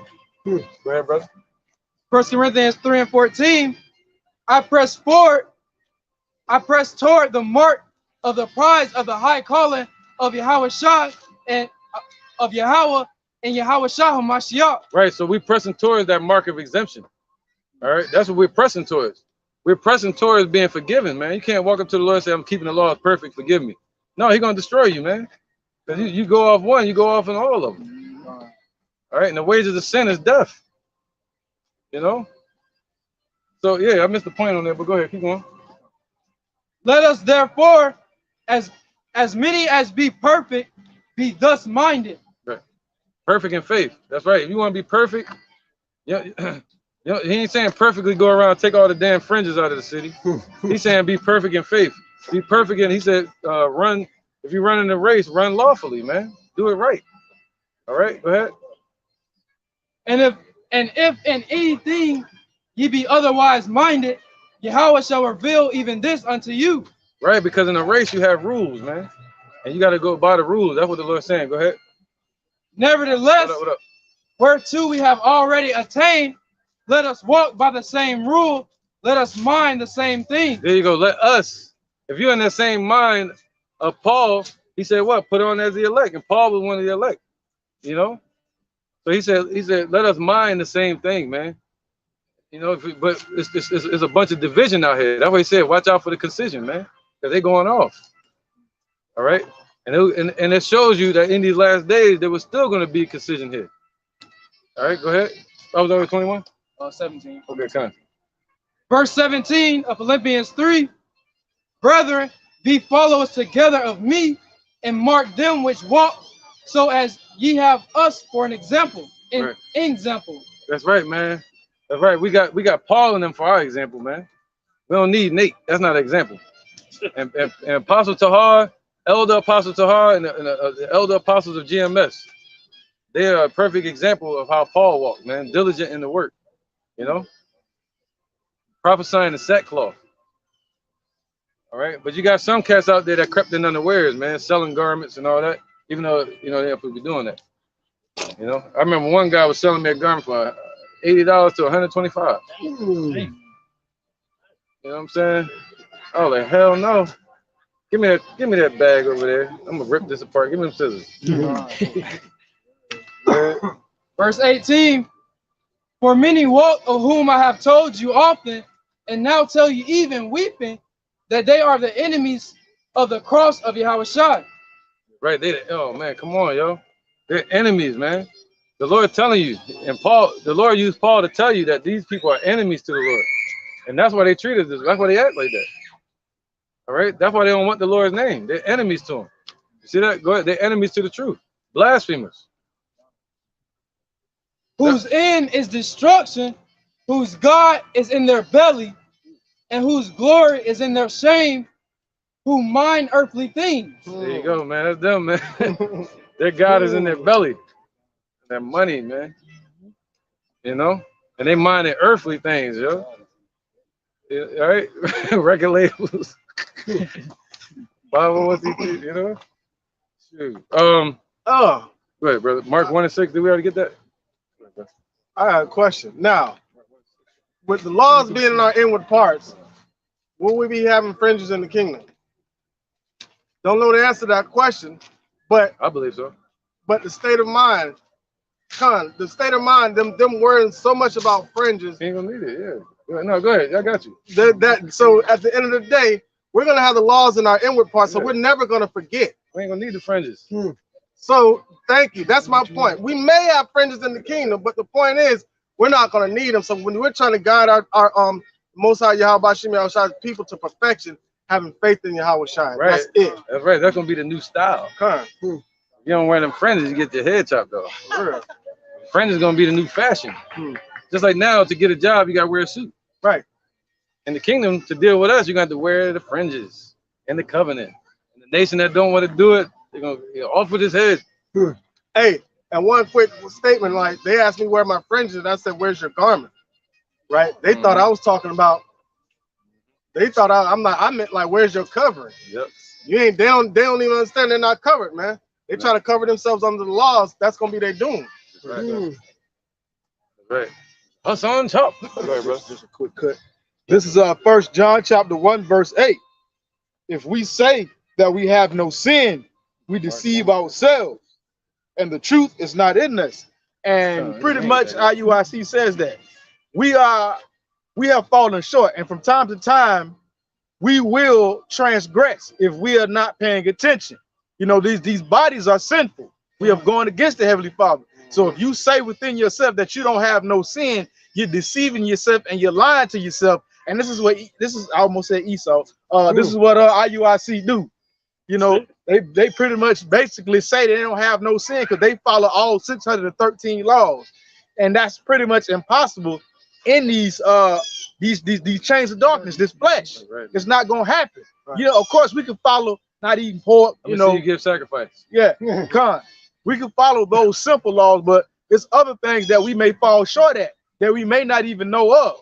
You know, IUIC, do you understand that it's a commandment for us to get wisdom by the Heavenly Father? That's a commandment. And they're stupid. You know what I'm saying? So this boasting in the law and saying that you're following all 613, we're gonna say laws or guidelines properly, you're a liar and you're deceiving yourself. That's why you get the moniker or the nickname IUIC. Right, man. Because y'all, I see y'all lying. Yeah, Israelites united in lies. Yep. Yeah, bring that on first. Let me get this. This is 1 Timothy chapter 1, and I'm gonna start at verse 6. From which some, having swayed, have turned aside into vain jangling, desiring to be teachers of the law, understanding neither what they say nor whereof they affirm. But we know that the law is good if a man use it lawfully, knowing this, that the law is not made for a righteous man, but for the lawless and disobedient, for the ungodly and for sinners, for unholy and profane murderers of fathers and murderers of mothers, for manslayers, for whoremongers, for them that defile themselves with mankind, for men stealers, for liars, for pariah persons. And if there, what happens when you're not that no more? The law was made for that. The law was made for those people. But what happens when you're not that type of person no more? And you become a new creature. What type of law are you under now? I thought that was a fucking B. What the hell is that? The drone. Again. Yeah, so yeah, now we're under the law of faith. That's what makes us perfect. All right, go ahead, bro. And if there be any other thing that is contrary to sound doctrine, according to the glorious gospel of the blessed Yahweh Shem Yahushua, which was committed to my trust. Right, man, because what? This law, this truth is spiritual. Once you become spiritual, you need something to govern the spirit now. That's your Yahushua, all right? And now, through the spirit, we govern the flesh. With the laws. Easy. That is it. Go ahead, brother. So imagine if John was to walk up to him. Go ahead, brother. All right, this is the book of Saint Mark, chapter 1, verse 6. Right, we'll speak about Yachanan, who was really Elijah. All right, and later on came back as Abba Bivens. You know? So Nate going off, if his congregation calling him that, allegedly, calling him Elijah, he needs to say, yo, I'm not him. All right? Even John did that. They said, are you Elijah? He said, nah. That shows how humble John was. Yahweh Shai had to tell them people that he was Elijah. Go ahead, brother. All right, this is the book of St. Mark, chapter 1, verse 6. And John was clothed with camel's hair and with a girdle of a skin about his loins. Right. And he did eat locusts and wild honey. Right. He couldn't be an IUIC. They'll treat him real bad, man. You know? They would treat John real bad, man. Treat him like a bum. And he walked up in camel's hair. All right, go ahead. He had a belt, a leather belt. You know, what's that? A girdle? Fine. It said with a girdle of a skin about his loins. See that? All right, go ahead. That was it on that. You want me to keep going? Yeah. Verse 7. Yeah, let's read that one. All right, verse 7. And preach, saying, right, there cometh one mightier than I after me. That was the first message he gave. He didn't say where your friends is. You know? He didn't go straight to the laws. He was teaching repentance, man. All right, he was teaching what? To turn back to the Father. But he was saying there's coming one greater than him. Because the scribes and the Pharisees, they would just go sacrifice. And they would go back to sinning. But John was teaching something different about repentance. But he said there's going to show up one greater than him that's going to teach you about repentance for eternity. Go ahead. The latch of whose shoes I am not worthy to, what it is, sprout. To stoop. Whose shoes I am not worthy to stoop down and unloose. Yeah, see that? All right. So now, and that one that was greater than him is Yahushua. Okay. Right. And Yahushua said he spoke about John as well. All right. Somebody get Matthew 11:7. And what is it in that chapter? I think it's in that chapter. I might have it right here though. Yeah, go ahead. Matthew 11:7. And as they departed, Yahushua began to say unto the multitude, right, concerning John, what went ye out unto the wilderness to see? Right, because at this point, they asked a bunch of men ran back to John while he was in the prison. While he was in prison, they ran back to him. They said, "Yo, there's a man out here doing miracles. Is this the Lord you was talking about?" So John sent them back to ask the question to the Lord. He said, and they said, "Are you?" It's up further in the verse, but we ain't got to really focus on it. But he was saying, "Are you that guy that I was looking for?" John already knew it was him, but John was just sending his men so they can, believe too. Witnesses. Yeah. Then he needed just some witnesses. And what Yahushua said was, "Tell John that the blind see and the deaf hear." Basically, I'm doing my part. They about to cut his head off, so this is supposed to boost his faith. You see that? So this was a faith booster to him, man. So the Lord blessed John right before his death, before they cut his head off. All right? We had to wake up Negroes, Latinos, and Native Americans to the fact that they're the Israelites of the Bible. That's right. Verse 7. It's not about color either. We all look like different colors. It says, and they departed, and Yahushua began to say unto the multitudes concerning John, what went ye out unto the wilderness to see? A reed shaken with the wind? But what went ye out for to see? A man clothed in soft raiment? Right, yeah. They wanted to see the burning bush. No. Or a man clothed some spectacular thing, because they expect the prophets to be like, floating. You know what I mean? And a man clothed in soft raiment. Who wears soft raiment? People that sit in king's houses. And that's what Yahushua is wearing now. He's a king now. But but it said that John was wearing camel's hair. So people today would have looked at John like a bum. All right, that's why the Lord told us to come out and prophesy in sackcloth. You got to have a garment down to your knees at least, when you're teaching. All right, when you're in this truth, when you come out the camp. Go ahead. It says, behold, they that wear soft clothing are in king's houses. But what went ye out for to see? Right. A prophet? Yea, I say unto you, and more than a prophet. See, John was more than just a prophet. But he humbled himself, man. He lived a humble life. He said how he spoke about Yahweh Shai. You don't hear Nate speaking like that. You see that? How humble is Nate? Nate walking around these glorious garments. What the hell he had on? It was like a Ninja Turtle outfit. Hey, It was like something for Power Rangers. he always wears snake skin or alligator It was like skin. snake skin, reptile type stuff, right? You know? Nate the snake. All right. Alligator ain't cheap. Right, that was it on 9.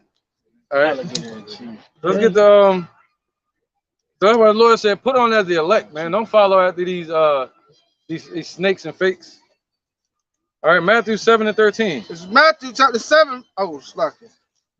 Chapter 7, verse 13. I know it seemed like it was gonna be right. It says, enter ye in at the straight gate, for wide is the gate, and broad is the way that leadeth to destruction. Right, this is straights. You got to go through straights, man, like John was to do. Or like today, we out here teaching in sackcloth. We ain't got no 501c3 charter. You have brothers that need help sometimes. We don't have no money for it. But but the Lord make a way. Every single time. Every single time. And sometimes we can chip in, you know. But them, oh man, I can imagine. You had a lot of people like that dude Yoradon. He's be getting $10,000, $5,000, $20,000. Like that dude that used to be over there in what was that called, man? Overseas, not Haiti, but Trinidad. Yeah, that dude, man. He used to be getting millions from people, paralyzed people. I mean, thousands from people. What do you think Nate and them doing, man? They getting money. They wouldn't have that. Was I think y'all. You said that earlier. What type of hustle would they have if they wasn't in this truth? I wonder that sometimes. Like They'll still be drug dealers. They'll still be drug dealers. You know. Wait, I don't know if they were doing that. Maybe he would have been a dirty cop. He'd have been a cop. Yeah. He'd have been 5-0.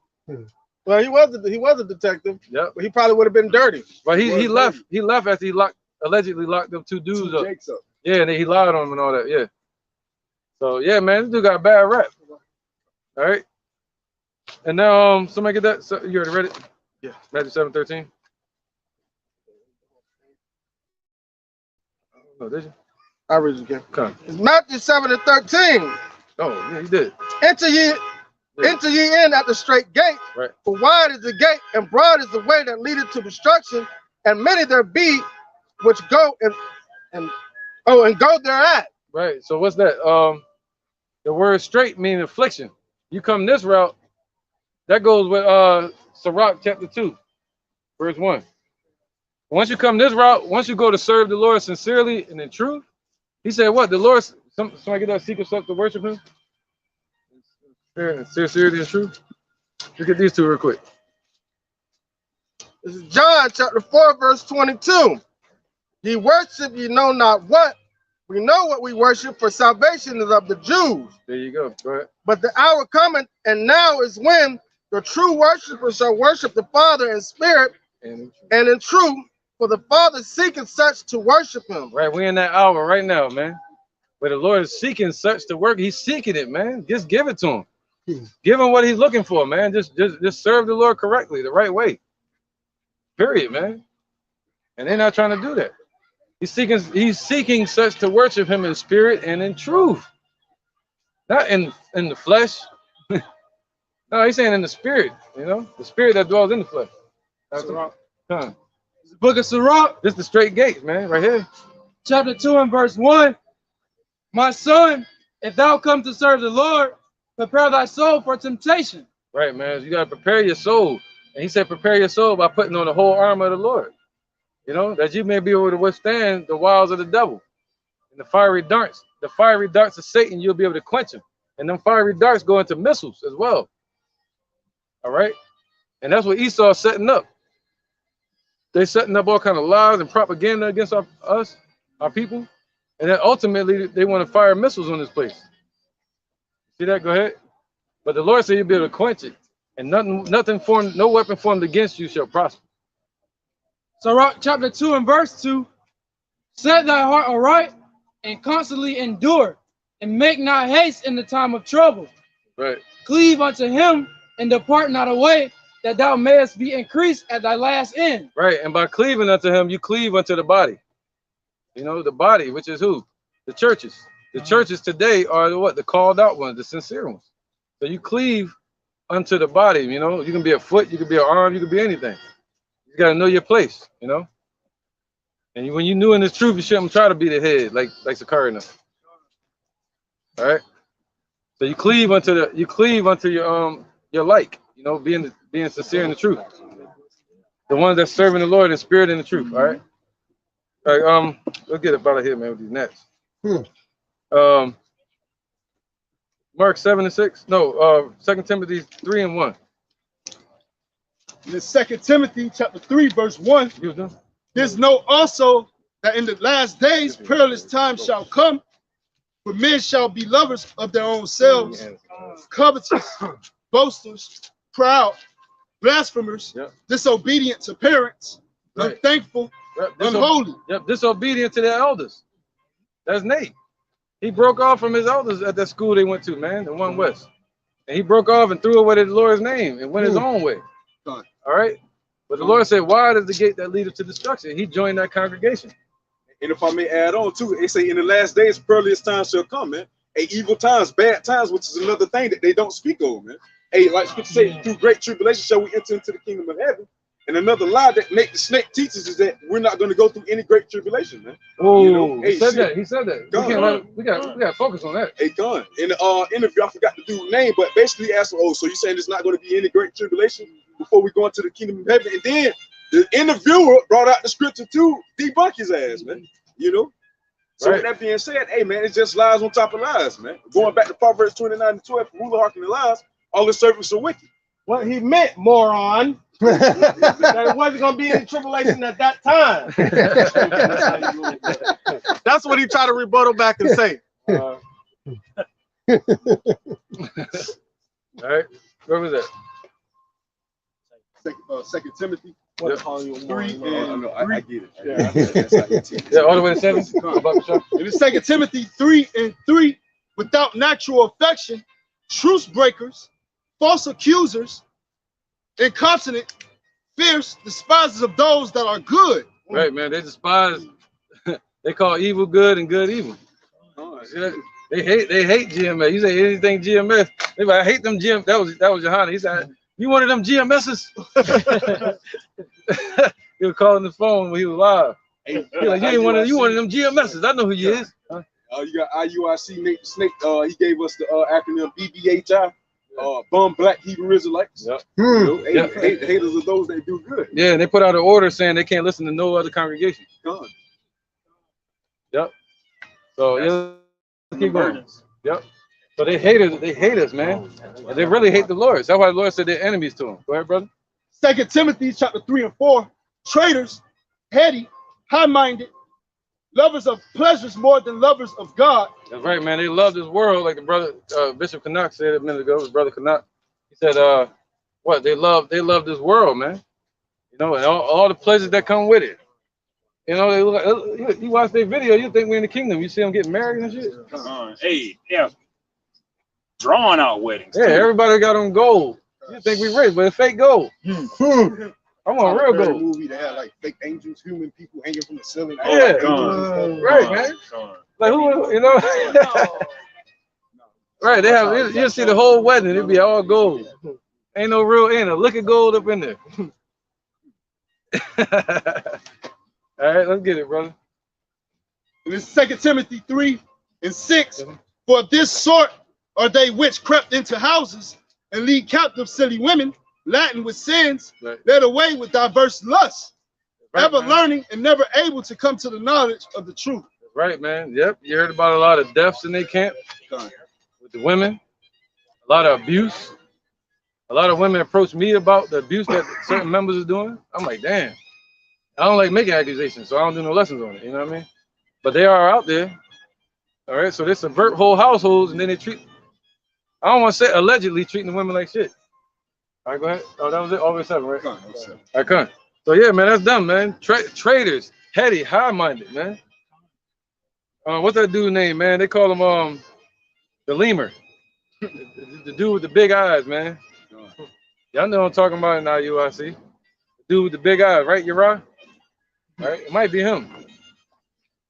You know, this dude said the Lord's name could be anything. It could be called Yo Play Yogurt. Yeah, that dude.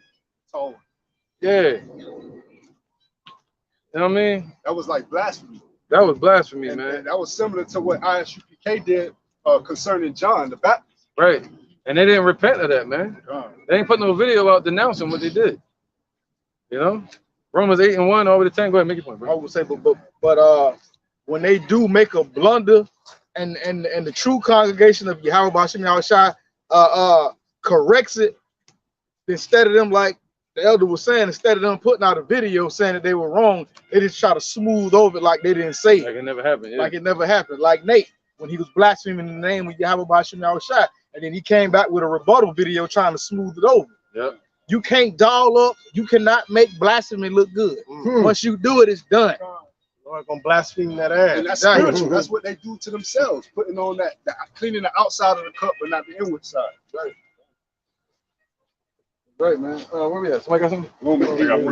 Yeah, kind of all the way to 10. Bring that out real quick, bro. This is Luke chapter 18, verse 19. We were talking about it a lot, so I just wanted to bring it out. So like in Luke chapter 18, verse 9, and he spake this parable unto certain which trusted in themselves that they were righteous and despised other. 2 men went up into the temple to pray, the one a Pharisee and the other a publican. The Pharisee stood and prayed thus with himself, God, I thank thee that I am not as other men are, extorters, unjust, adulterers, or even as this publican. I fast twice in the week. I give tithes of all that I possess. And the publican, standing afar off, would not lift up so much as his eyes unto heaven, but smote upon his breast, saying, God, me merciful to me a sinner. Yeah, break it down, brother. Gone. And so this Pharisee saying that, oh, I do all this, I'm better than he is. Even through the neighbor under the bus. And that's wickedness. Boasting against the branches. Because if you truly humble yourself, you'll know that you are but a speck of dust to Yahweh Shem Yahushai, and you would feel powerless, and you wouldn't want to lift up your eyes unto heaven as well. And the scriptures also say that. Go ahead. No. I was just agreeing with you, and I got into not necessarily debate, a conversation with an individual, and I was just basically like, "Yo, you don't matter. We don't matter. Oh, I do matter to the Lord. You ain't gonna tell me I don't matter to the Lord, man. All that kind of stuff." But at the end of the day, what I was trying to understand, the spirit is within us that matters, because that fleshly person on the outside means nothing. This flesh is gonna perish. We need to be concerned with the spirit being transitioned to the new flesh. So then we realize that we don't matter. Look, what did he say? I could raise up rocks to worship me. You know? Right, man. That's why you say take the humble route. Take the road less traveled. One more verse. Verse 14. I tell you, this man went down to his house justified rather than the other. For everyone that exalts himself shall be abased. And right. Esau exalted themselves. And even amongst our people, they exalt themselves, man. Like these celebrities. They become, like Apostle Ryan did a lesson on it a few weeks ago about these entertainers and these celebrities. That they become the priests on the left-hand side. You know, entertainers. You know, so that's just, read that again. For everyone that exalts himself shall be abased. Right, so they exalting themselves in this society, man. And it's evident that they're selective. But it's very much evident that they exalt themselves. Right. When they have the videos of the Passover, it's not a solemn assembly. It's a party. Yeah, man. Who are they worshiping in that party? Nate. Hey, Con, you know that they probably got seasoned lamb. You know, they ain't doing it properly. Allegedly. Yo, no, this is fun. They ain't even hasty. Look, hey, did you see the video of the Passover? He said, everybody line up and get in order for the prayer. And then they said the prayer, everybody got quiet. And they was like, oh, here go the prayer. And I was waiting for them to say like Jesus or something.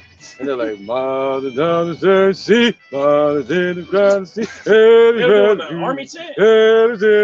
Yeah, they did the whole damn chant, and after that, they were like, "All right, come on, let's move on to the next day." Where the prayer? What happened to the prayer, man? I wanted to pray. Where the prayer at? They're like, hey, the sun is to the left, right, right. Oh, that was their prayer, man. That was their prayer. I'm gonna do a lesson on it so everybody can see it. And he that humbleth himself shall be exalted. Yeah. So if you exalt yourself, you're going to be put down. But if you're already at a lower state, which we all are, all of us are, especially in this society, we call ourselves trying to be righteous, then we're put low. You're going to be exalted. Right. If you humble yourself before Yahweh Shem Yahushua. Right. Anything that's prideful, the Lord said He's gonna meet you with pride. Yep. Anything that's lowly, He's gonna meet you with mercy. He's gonna raise you up, raise us up. All right. So it's better to take the low route. The Lord saying, "Get low. I'm about to flame the place." Cry now, laugh later. That's right, man. Well, laugh now, cry later. No, in this society, they're laughing right now because they're in league with the world. Right now, we're crying in mourning. Got you. Yeah, that's backwards for us. Yeah. I got you. I'm with you, brother. Romans 8:1 out of 10. God bless you all. All right, This is the book of Romans, chapter 8, and verse 1. There is therefore now no condemnation to them which are in Yahweh Shah Mashiach. Right, man. So ain't no condemnation to the men of the Lord that's in the truth, man. You got to know this. All right. So, but they act like they don't have no condemnation, you know, because they got the fringes. They got all the fringes in the damn city. Go ahead, brother. No, it's a famine on fringes. It's a famine on fringes because a lot of you I see. They hoarding all the fringes. Oh man. And in that day, the fringe famine because of IUIC. Thanks for y'all. They're not storing more. They ain't hoarding all the food for the herd. They hoarding all the fringes. Yeah, they got fringes on everything. Wait a minute. That might be some truth on that. Since they say fringe is gonna get you salvation, they holding all the salvation and they were hiding it from the people. This is back in Romans 8:1. Mm-hmm.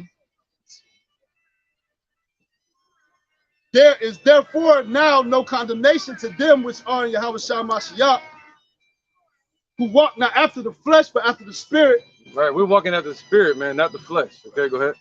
For the law of the spirit of life in Yahweh Shah Mashiach. Whoa, what? The law of what?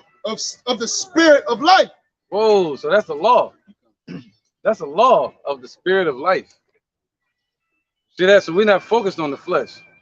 And in that spirit, the law of the spirit of life, there is no condemnation. As long as we walk correctly. But when you say you're keeping the law perfectly, they condemned already. See that? Go ahead. Interjection? No, after this. Okay. Go ahead, bro. It's Romans 8:2. For the law of the spirit of for the law of the spirit of life and Yahweh Shah Mashiach have made me free from the law of sin and death. Right, man. See that? That faith in the true spirit of life is gonna lead you away from sinning, man. You see some pork, you ain't gonna eat it. See what I'm saying? You see a man's wife, you're not gonna talk to her because the spirit of the Lord is within you. All right, leading you correctly. And if you go off, you're gonna look to the law. You're gonna look in the Bible in the spirit of truth, and you're gonna go through the laws. And you're gonna say, all right, yeah, I'm gonna make sure I'm doing that correctly. You know, and that's why Yahweh Shai said it. I came not to break. Let's get that. Matthew, I think it's 5. I get a quick interjection. Yeah. This is Galatians chapter 3, verse 24. Wherefore the law was our schoolmaster to bring us unto a Mashiach, that we might be justified by faith. But after that faith is come, we are no longer under a schoolmaster. So oh wow. You just said everything we just talking about. Right, because but wherefore right. The law is our schoolmaster. So we make sure we conduct ourselves in that manner, but that we might be justified. But that we might be justified by faith. Man. Because if you have faith the size of a grain of a mustard seed, you shall move mountains. Right. If you got fringes on, you're supposed to be able to move mountains. Oh, bro, you can. Hey, you go like this to the mountain. Right. Yeah. And those that believe in Yahweh Shai are justified already. Right. See that? Damn, that was on point, man. The laws is our schoolmaster, right? So it's what? To teach the flesh how to be righteous. God damn. The spirit is willing, but the flesh is weak. So now that Yahweh Shai is sitting on the right hand of the Father, and his spirit was poured down here on his elect, that becomes our teacher of righteousness. Right. Yep. That's called graduation. Done. Because school, if you look at a school of fish, that was Israel as a nation. But now you have to have some that graduate from that. You know what I mean? Done. And that's what the elect have done. The elect have graduated to another level.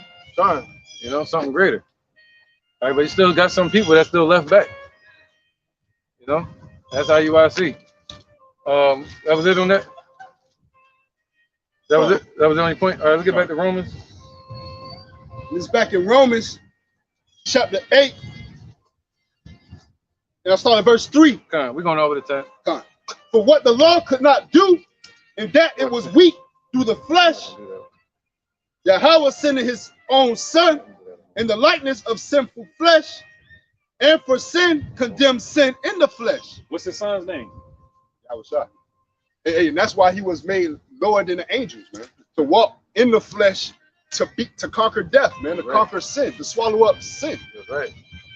That's right, man. So you preach law. You have to also understand that there's some things that the law can't do with us. So what's there to breach up those flaws?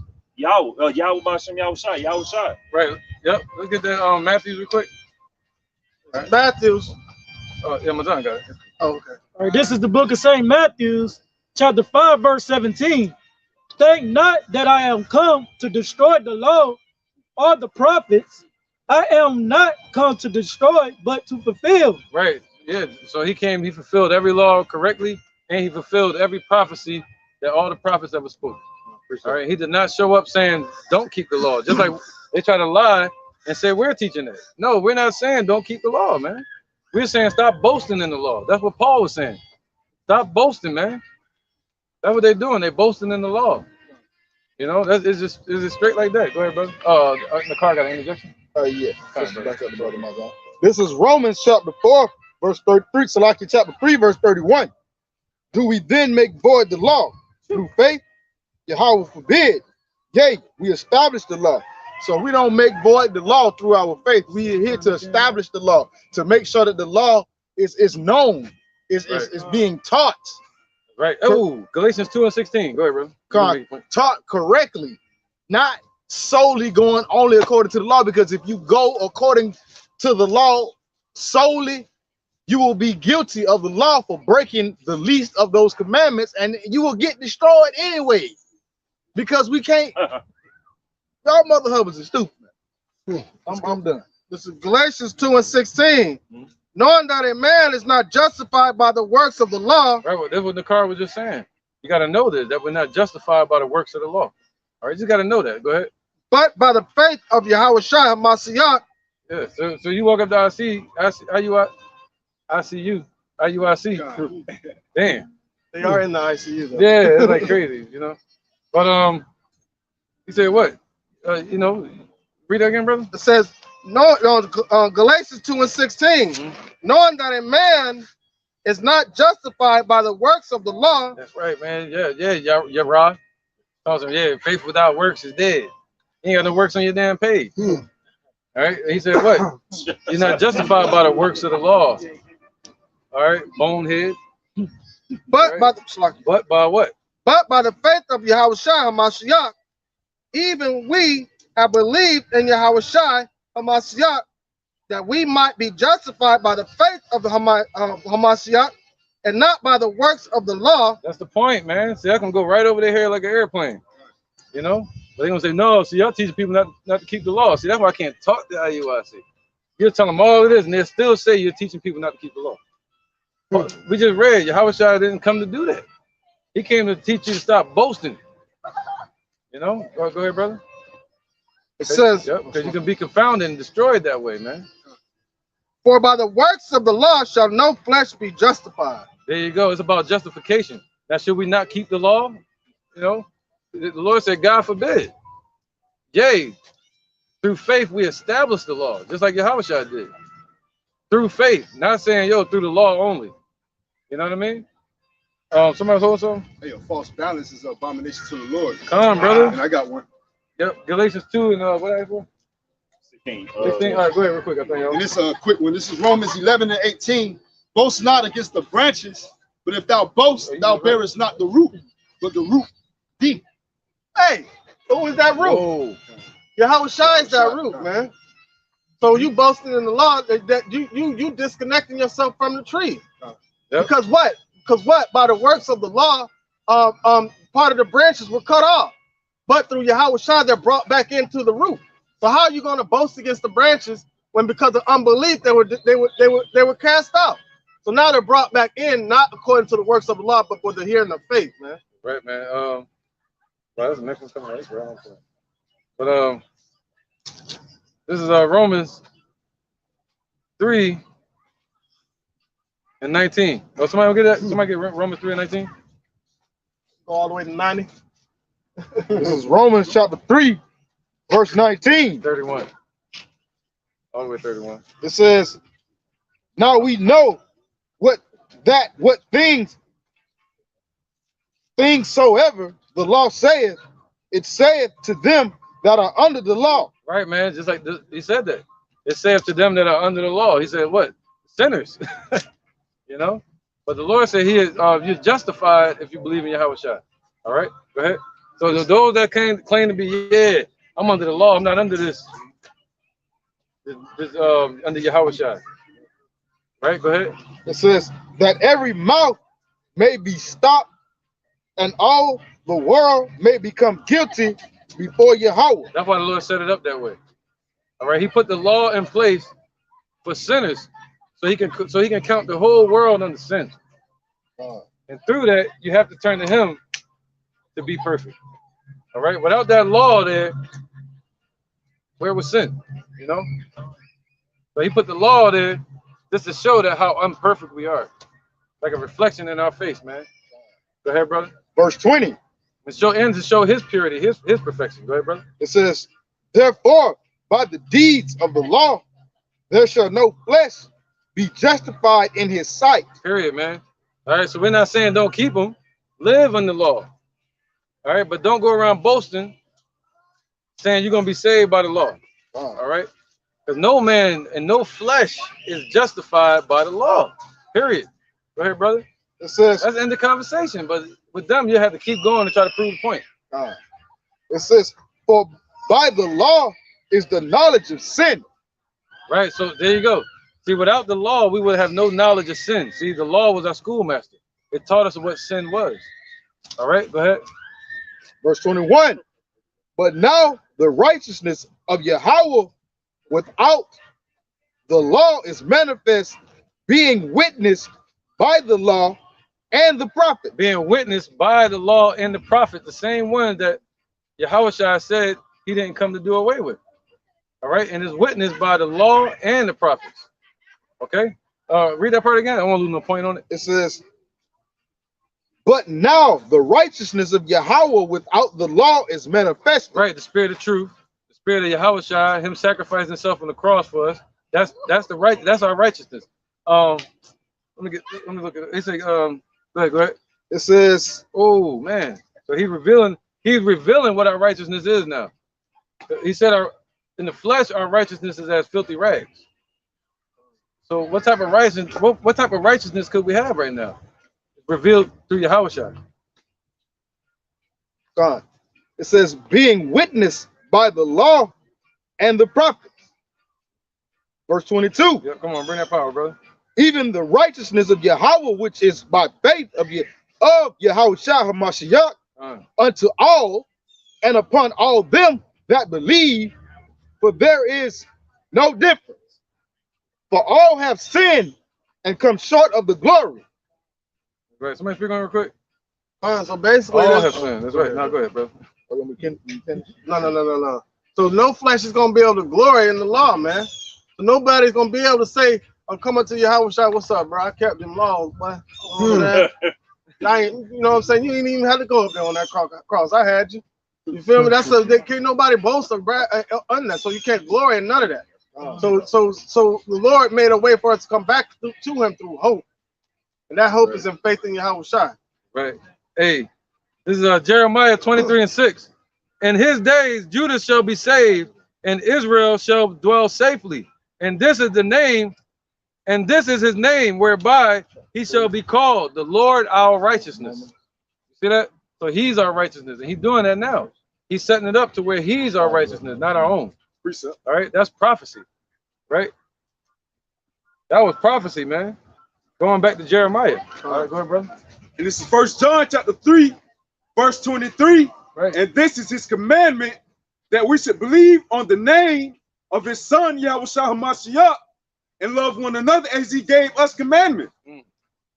Hey, you know, just to further back that up, man. Hey, the way of salvation and the way of righteousness is through the Lord Yahweh B'Shem Yahushua. In order to attain that way of salvation and righteousness by calling upon his name, you know, going back to Romans 10 and 13, for whosoever call upon the name of the Lord shall be saved, man. And also dealing with the law, statutes, commandments, commandment, call upon his name. So therefore, by you saying his name, is not giving you all just in a big ball of bullshit, man. You ain't gonna be able to get out of it, man. Also, hey, let those that name the name of the Lord depart from iniquity. So therefore, you're gonna have your ass down here swimming in the fiery pit, man. Right, go ahead, brother. And then we're gonna go back to Romans. This Judges chapter 10 and verse 14 or 13. Yet ye have forsaken me and served other gods, wherefore I will deliver you no more. Go and cry unto the gods which ye have chosen, let them deliver you in the time of your tribulation. Wow. Let's let them laws deliver you in the time of the tribulation. Jesus. Come on. They still calling by they still calling on the name Baal. So the husband, Yahweh's not going to send the husbandman to deliver IUIC. They're not part of the bride, all right, unless they repent and leave that congregation, man. All right. So the Lord gonna leave him and say, yeah, no, call on that Jebus name. Call on that. Call on Jebus Christian. And let's see who's correct. Yeah, let's see who's correct. Call on Nate. Yeah, that too. Yeah. A lot of them probably would. Yeah, they do that too. You talk to him like, they call him and shit. Yeah. And then he'll be like, don't talk to him. Hey, you gonna be like with that Ricky Bobby on Talladega Nights when he thought he was on fire. Tom Cruise. He call on everything. That boy called everybody but the Heavenly Father. Yeah, hey man, that Labyrinth, that's a good movie, man. You only speak English. Oh, thank you. All right, thank you, bro. All right, yeah, no offense. I wouldn't think. All right, no, yeah, that's a good one, man. That's a good shit. Romans. Yeah, Romans. It's back at Romans chapter 8, in verse 4, that the righteousness of the law might be fulfilled in us. We'll read up a little bit. Verse 3. God sending his own son in the likeness of sinful flesh, and for sin condemned sin in the flesh, that the righteousness of the law might be fulfilled in us, who walk not after the flesh, but after the spirit. Right, see that, there you go. We back to that point again. See, we walking not after the flesh, IUIC and Uriah. We walking after the spirit, my man. All right. And that's the whole difference, and it does matter. You know, you walk in the flesh, you're gonna live after the flesh, you're gonna be judged after the flesh. You walk in the spirit, you're gonna live after the spirit and conquer the flesh, man. Through the spirit. You see that? All right, that's why he told the Jews, he said, I'm gonna deliver them. I forgot what he said to them, but then he said to the Gentiles through faith. All right, through faith, they're gonna conquer the flesh. You know? It's back. All right, come on. So they couldn't imagine that. They try to come into the truth, and you say you got to keep the laws perfectly. They'll bow out. They'll bow out. So you say, hey, believe in Yahushua, believe in the truth, and then you hit them with the laws along the way. Hey, stop eating pork, stop eating lobster, stop doing it. You know, and it builds up at the time. All right. See, a lot of people turn away from it because they feel like they can't keep the laws perfectly. You know, so we have to give them some type of hope.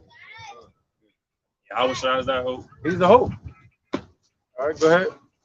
It is back in Romans. You know, you want to pass it off. Anybody can grab it. Yeah, all the way to 31. So, you know, help them out. I'm in verse 5. This Romans 8 and 5. But they that are after the flesh do mind the things of the flesh, but they that are after the spirit, the things of the spirit. Oh, you still in Romans 8? All right. Okay, yeah, we're going all the way to 10. All right. For to be carnally minded is death, but to be spiritually minded is life and peace. Yep.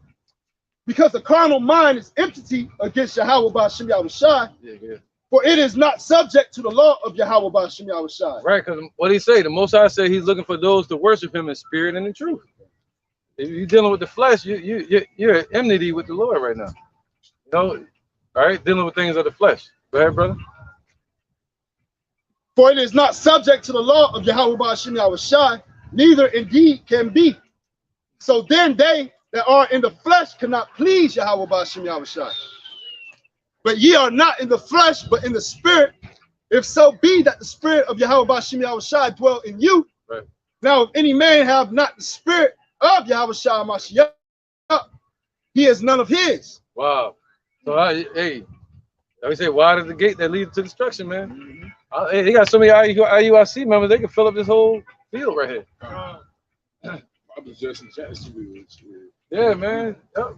Yeah, they marching like a whole army. But it's the army of the dead. Yeah. It's funny. But, yep. Verse 10. And if Yahweh Shai Mashiach be in you, the body is dead because of sin, but the spirit is life because of righteousness. Right, man. See that? So if the Lord be in you, you know, the body's gonna be dead because of sin. You're gonna conquer the flesh. You see that? All right. You're gonna conquer the flesh, man. That's what Paul said. He said, "I keep under my body." You know, he every day he wrestling. He keep it focused, you know, through the spirit, man. All right. And you gotta tell others to do the same. And you gotta tell them that a just man falls 7 times. You're not gonna be perfect in the flesh, but you're gonna be perfect someday. The Lord gonna make us perfect. He's gonna give us new bodies. You know, we're gonna have everything right. We're gonna have garments made of stardust. You know, diamonds and stuff like that, man. He said, "What? Those that sit in soft raiment, they're in kings' houses. That's what we're gonna be wearing in the kingdom." All right. That's why when you see Yahushua in Revelations, he was wearing a robe. Abba Bivin said he saw him. He was wearing a blue robe. You know, he said he's wearing a girdle around his waist.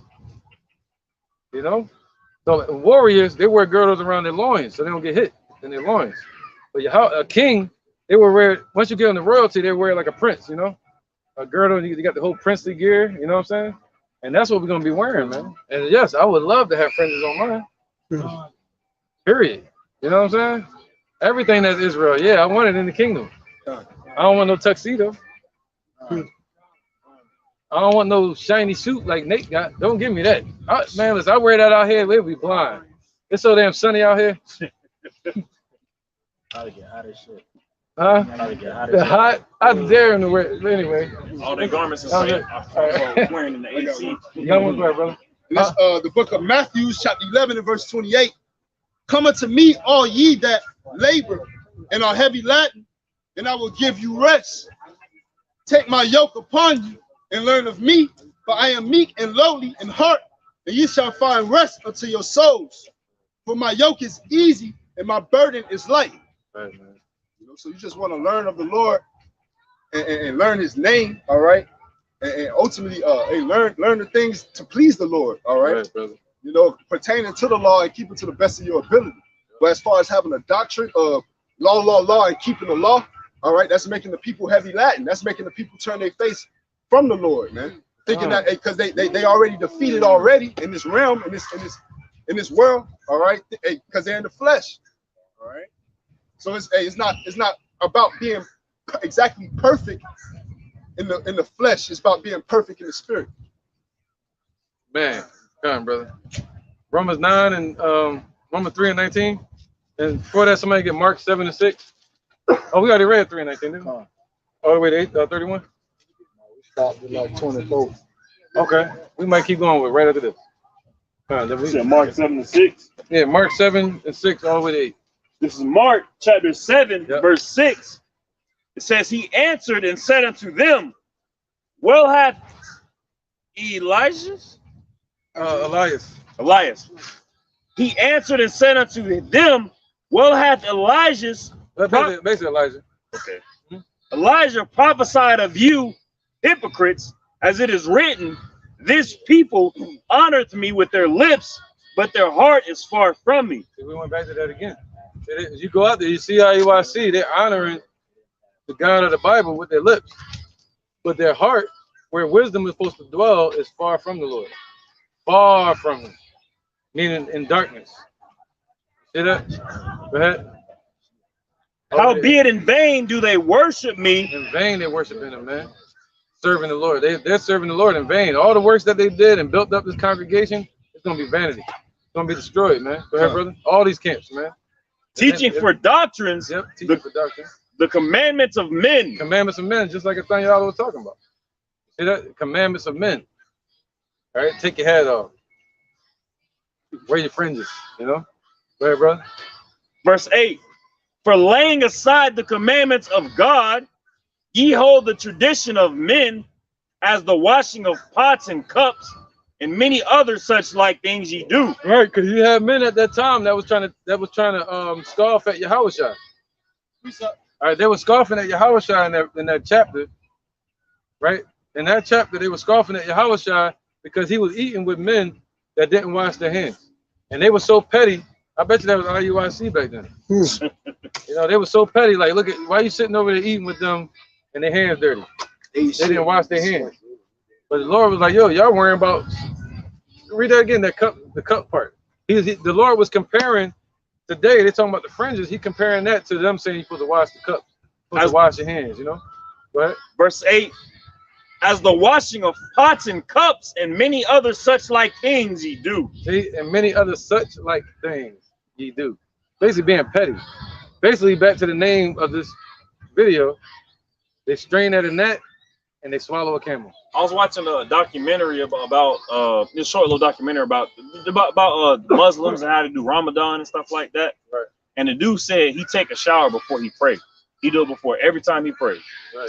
And if he can't take a shower, he'll wash his arms. He said he wash his arms specifically up to the elbow. Yeah, that's like being superstitious. I was like, bro, what? Like, what? Right. So he said what? Strain at a net and swallowing the camel, man. That means they treating the unimportant matters and they focusing on that. And they treating the bigger, weightier matters of the spirit and the kingdom and the heavens like it's nothing. Like they treat it carelessly, man. All right, I can swallow the camel like it's nothing. Yeah, okay, let me see you do it. You see that? So they treat it like it's nothing. They can, yeah, whatever. All right. Go ahead, bro. It's the book of Ezekiel, chapter 13 and verse 3.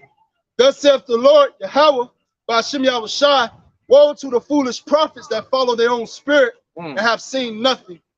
O Israel, thy prophets are like the foxes in the desert.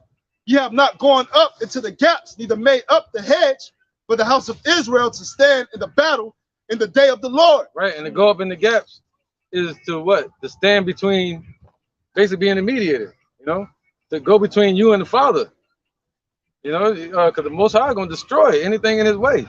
And somebody got to, like Moses. Anyway, Moses was standing in the gaps.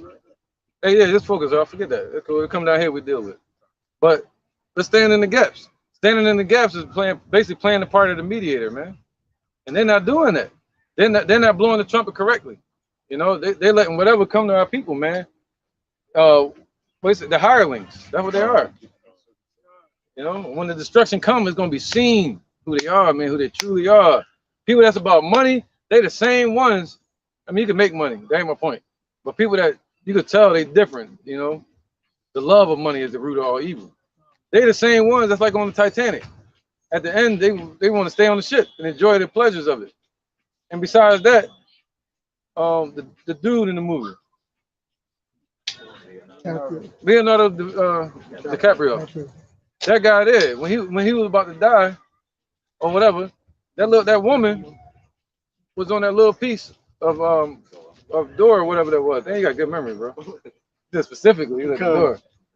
Right, she was on that door, and she just let him die. It was a way to get out of that. It was so much space. It was a lot of space. So that's why that's the way I look at people that chase money like that.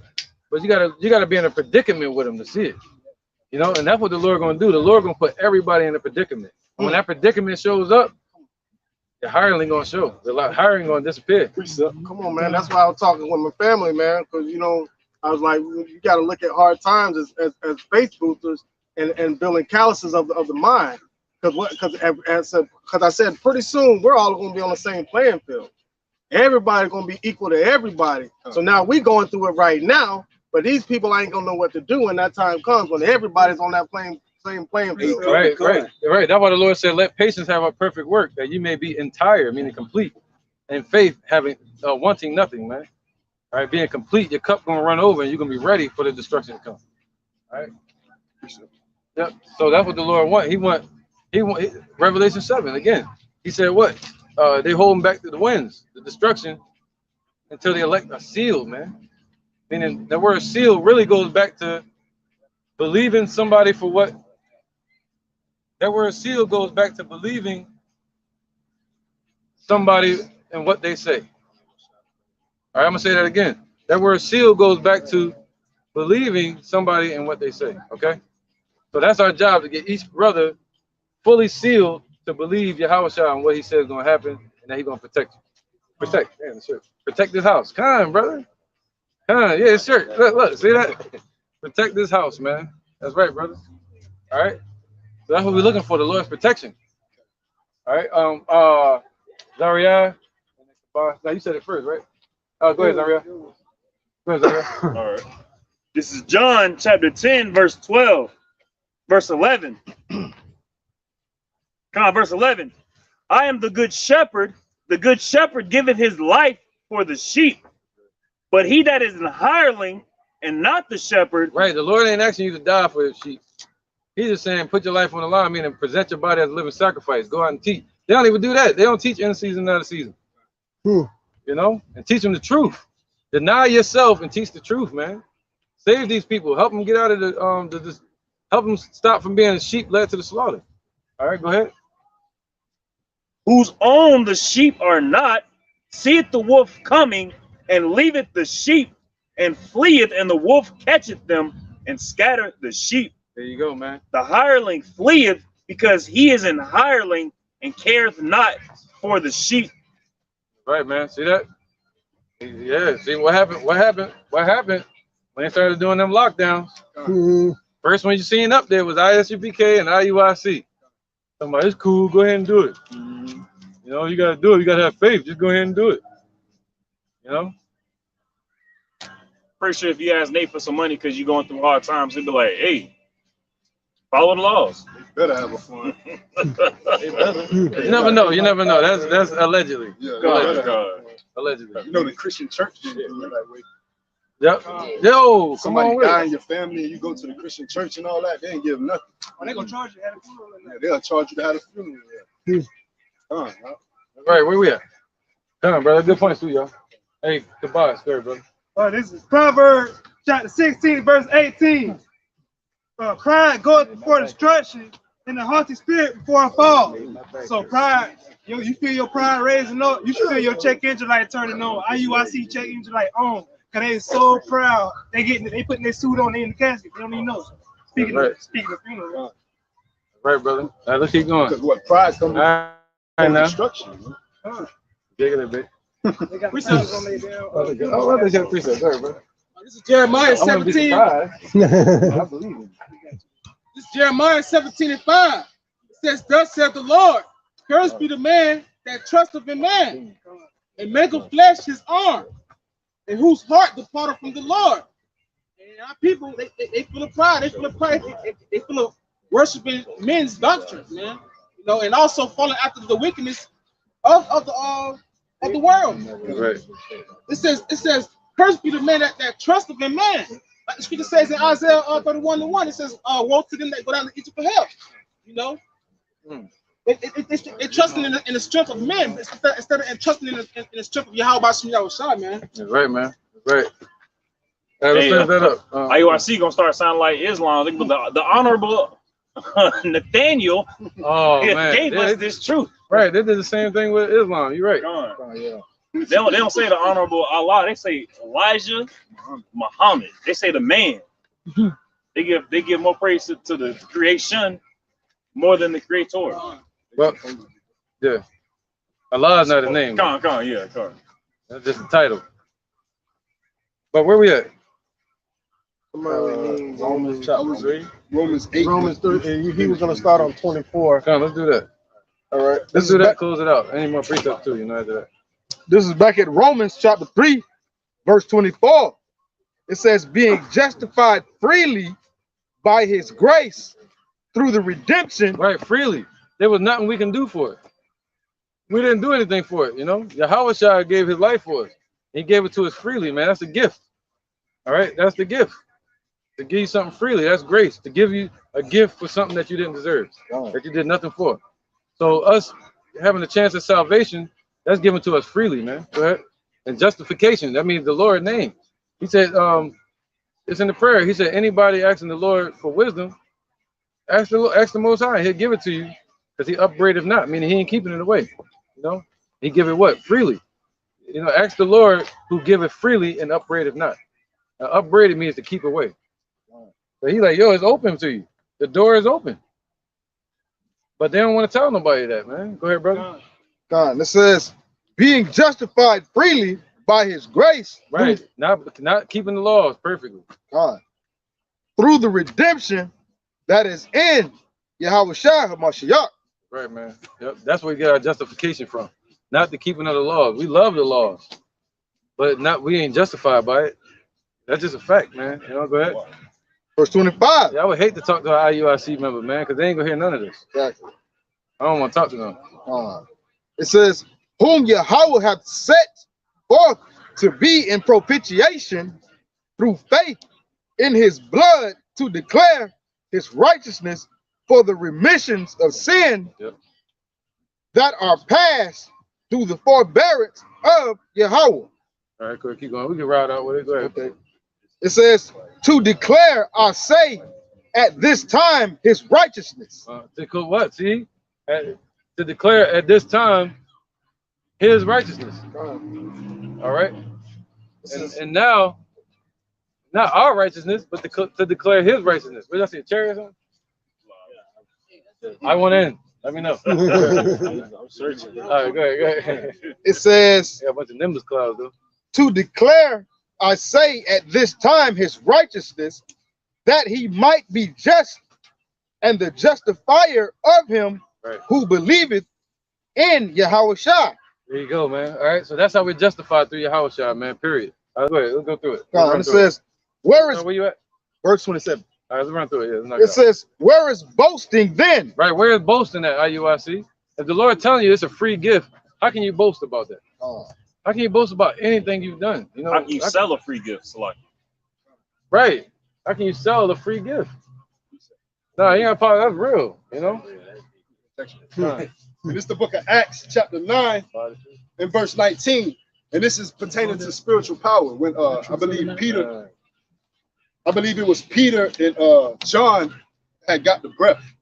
And it's Acts 9 and 19 saying, give me also this power that on whomsoever I lay hands, he may receive the Holy Spirit. But Peter said unto him, thy money perisheth with thee, because thou hast thought that the gift of Yahweh may be purchased with money. You know, and that's how these carnal 2/3 of our people think it is, man. Gain is godliness. They think they can purchase and buy into what the Lord is giving, but it's ultimately a gift spiritually. But that was another dude that was teaching right around the time Peter and them were teaching, but he had a lot of money, right? But he didn't have the power that they had. He couldn't do the things that, because he had a little movement too, but he couldn't do the things that they were doing. So he saw how the people were cleaving onto Peter. All right, so he was like, hey, give me this power that you got, man. I'll give you whatever for that. I'll pay you for it, because he had a lot of money. But Peter was like, man, come on, man. You already done fucked up, because you think the money gonna get you what you need to get. You know what I'm saying? So that his thought process was messed up in the beginning. So he wasn't gonna be, that money was gonna stop him from receiving what was needed to be received to be a true prophet. Right. That's why the Lord said, what? It's hard for a rich man to make it into heaven, man. You know? Yep. This is Beckett. What was it? About this, say that. Oh, bring this out real quick. Real quick. All right. This is the book of... This is the book of Proverbs, chapter 23, verse 23. Right. Buy the truth and sell it not. Plain. Also wisdom and instructions and understanding. That's right, man. See that? So buy the truth and sell it not. Okay? That's just plain, man. So you gotta be willing. He said, what? You know, you want to buy the truth. He said, that's why he said, go up. What's it? Parable of the 10 virgins. 5 are wise, 5 are foolish.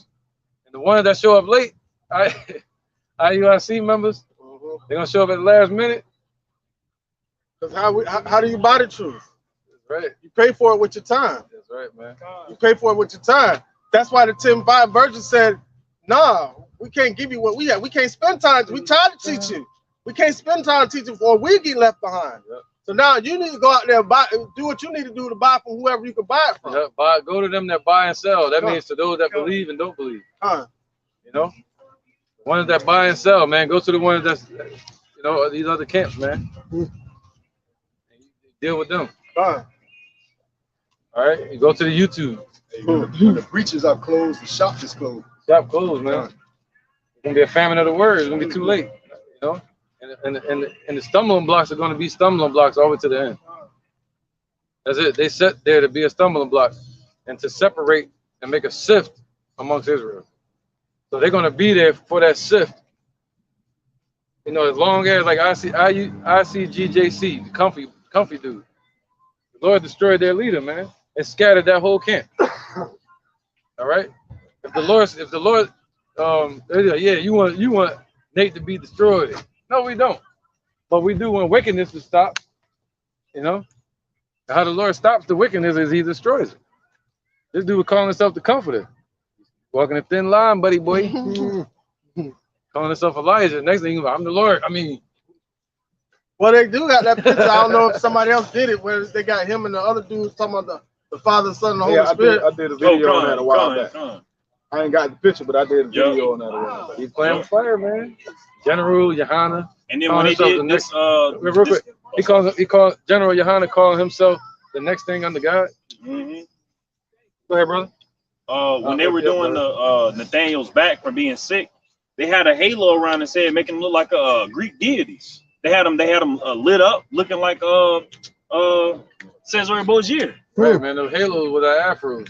You know, you look at all the old pictures on the you look at all the old pictures on the what's it called, the catacombs. They all got the afro, man. The light behind them, you see that glow. You know, yeah, I'm gonna have my halo.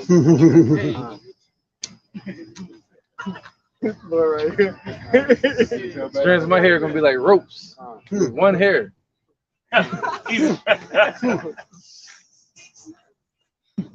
So yeah, now the halo is spiritual. You know, I'm kind of being sarcastic, but the halo is gonna be the elect glowing, man. You know, he said those that lead many to righteousness shall shine like the firmament of heaven. Let's keep going. Where was that? Precept real quick, and then we're gonna get Romans 3 and end it up. 1 Timothy chapter 6 and verse 9. They that will be rich fall into temptation and a snare, and into many foolish and hurtful lusts, which drown men in destruction and perdition.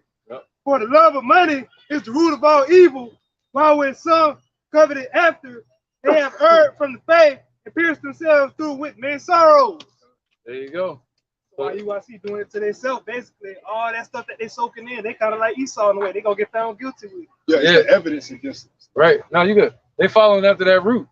That's why I said their foundation is corrupted. It's built upon the back of a swindler. What's his name? Nate. Chasing money. Anybody become a cop, you know they chasing money. A detective, you know they really chasing money. We saw Training Day. All right. Let's finish this up. Go ahead, brother. And then any precept is cool. Go ahead. This is back at Romans chapter 3, verse 26. It says, to declare our say at this time his righteousness, that he might be just and the justifier of him which believeth in Yahushua. It's man. I ain't even want to look. I just felt the energy. Yeah. That was a man. Yeah, I can't even look, man. I looked at you. Anyways, verse 27 of Romans chapter 3, it says, where is boasting then? It is excluded. By what law? Of works? Nay, but by the law of faith. Therefore, we conclude that a man is justified by faith without the deeds of the law. There you go. So we justified by faith without the deeds of the law, man. All right.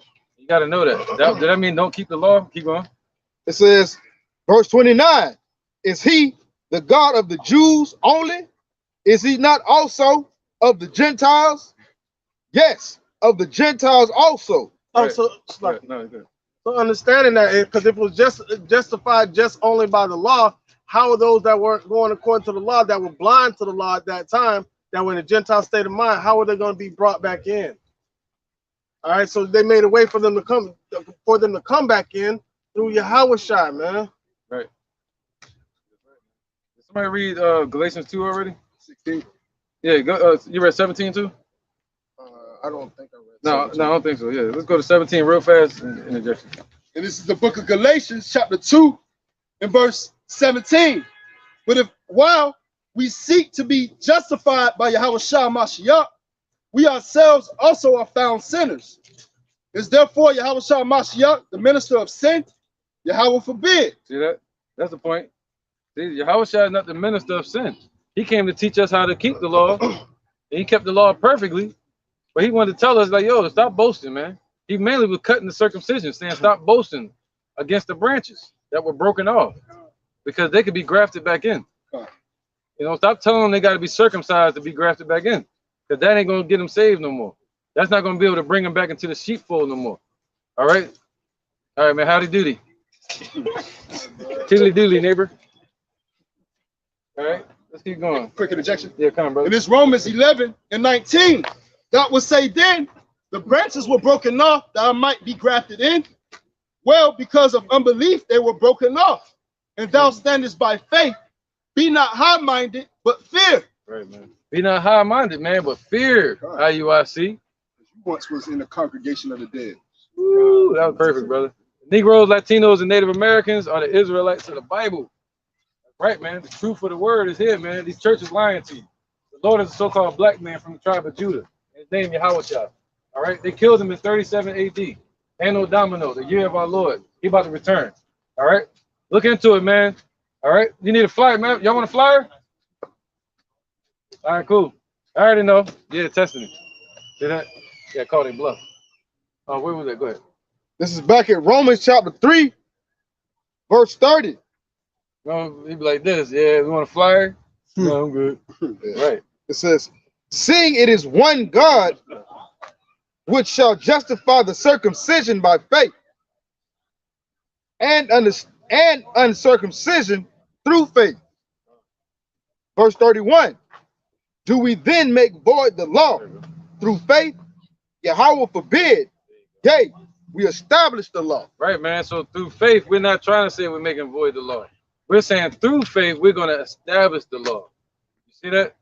The law is established, what? The law of faith. And that's the law for the spirit, you know, that will govern the flesh. All right? So the fringe is not the fringe today that we wear. You know, we wear this rehearsing the righteous acts in sackcloth. You know, and we got to struggle with the fringes because they got all the damn fringes. You know what I'm saying? So, yeah, man, it's about the fringe of the heart. You know, something to look upon that's in the mind, the spirit. And who is that? Yahweh Shah, man.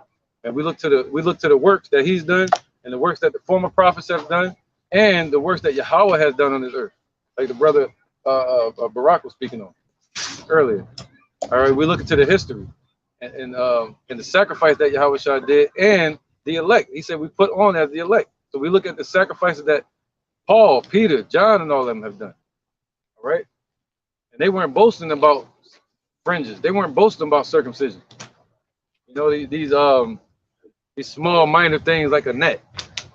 You know, they were boasting about the weightier matters, the kingdom, which is why I like to see. All right, the heavier matters. So anybody got a precept? Anything? Y'all good? Got one? Oh man. This is Luke chapter 19 and 27. But those my enemies, which would not that I should reign over them, bring them hither and slay them before me. Right, man. See that? So the Lord gonna slay these damn dudes, man. He gonna tell the angels to bring them before him, cast them into the lake of fire, man. They're like, oh, you want us to get destroyed? No, we're reading what the scriptures say about the wicked. People that's not doing it correctly. If your shoe fits, wear it. We want the wickedness within you to be destroyed. Yeah.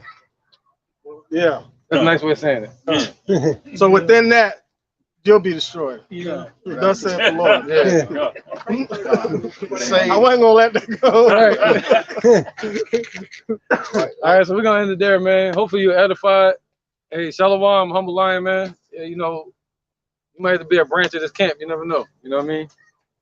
But Yara, I hope you, Yara, whoever your name is, you know, do the work, man. Do something. Shit. So we're gonna end it there, man. We're gonna give praise to the Most High, and yeah, man. The fringes, all right, it's spiritual. Okay, you wear them to come out here and teach. All right.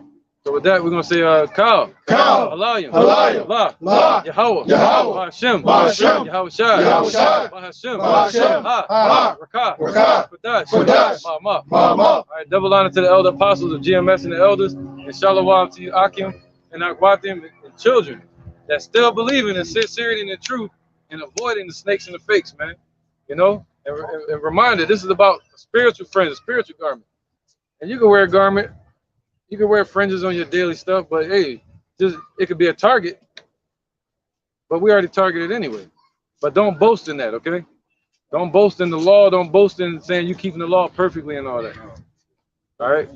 But we love the law. We love the fringes and all that. So, you know what I mean? So with that, we're going to end it. You know, say shalom. Shalom. Bye, Yara. I don't want to hear nothing you got to say. Bye, buddy.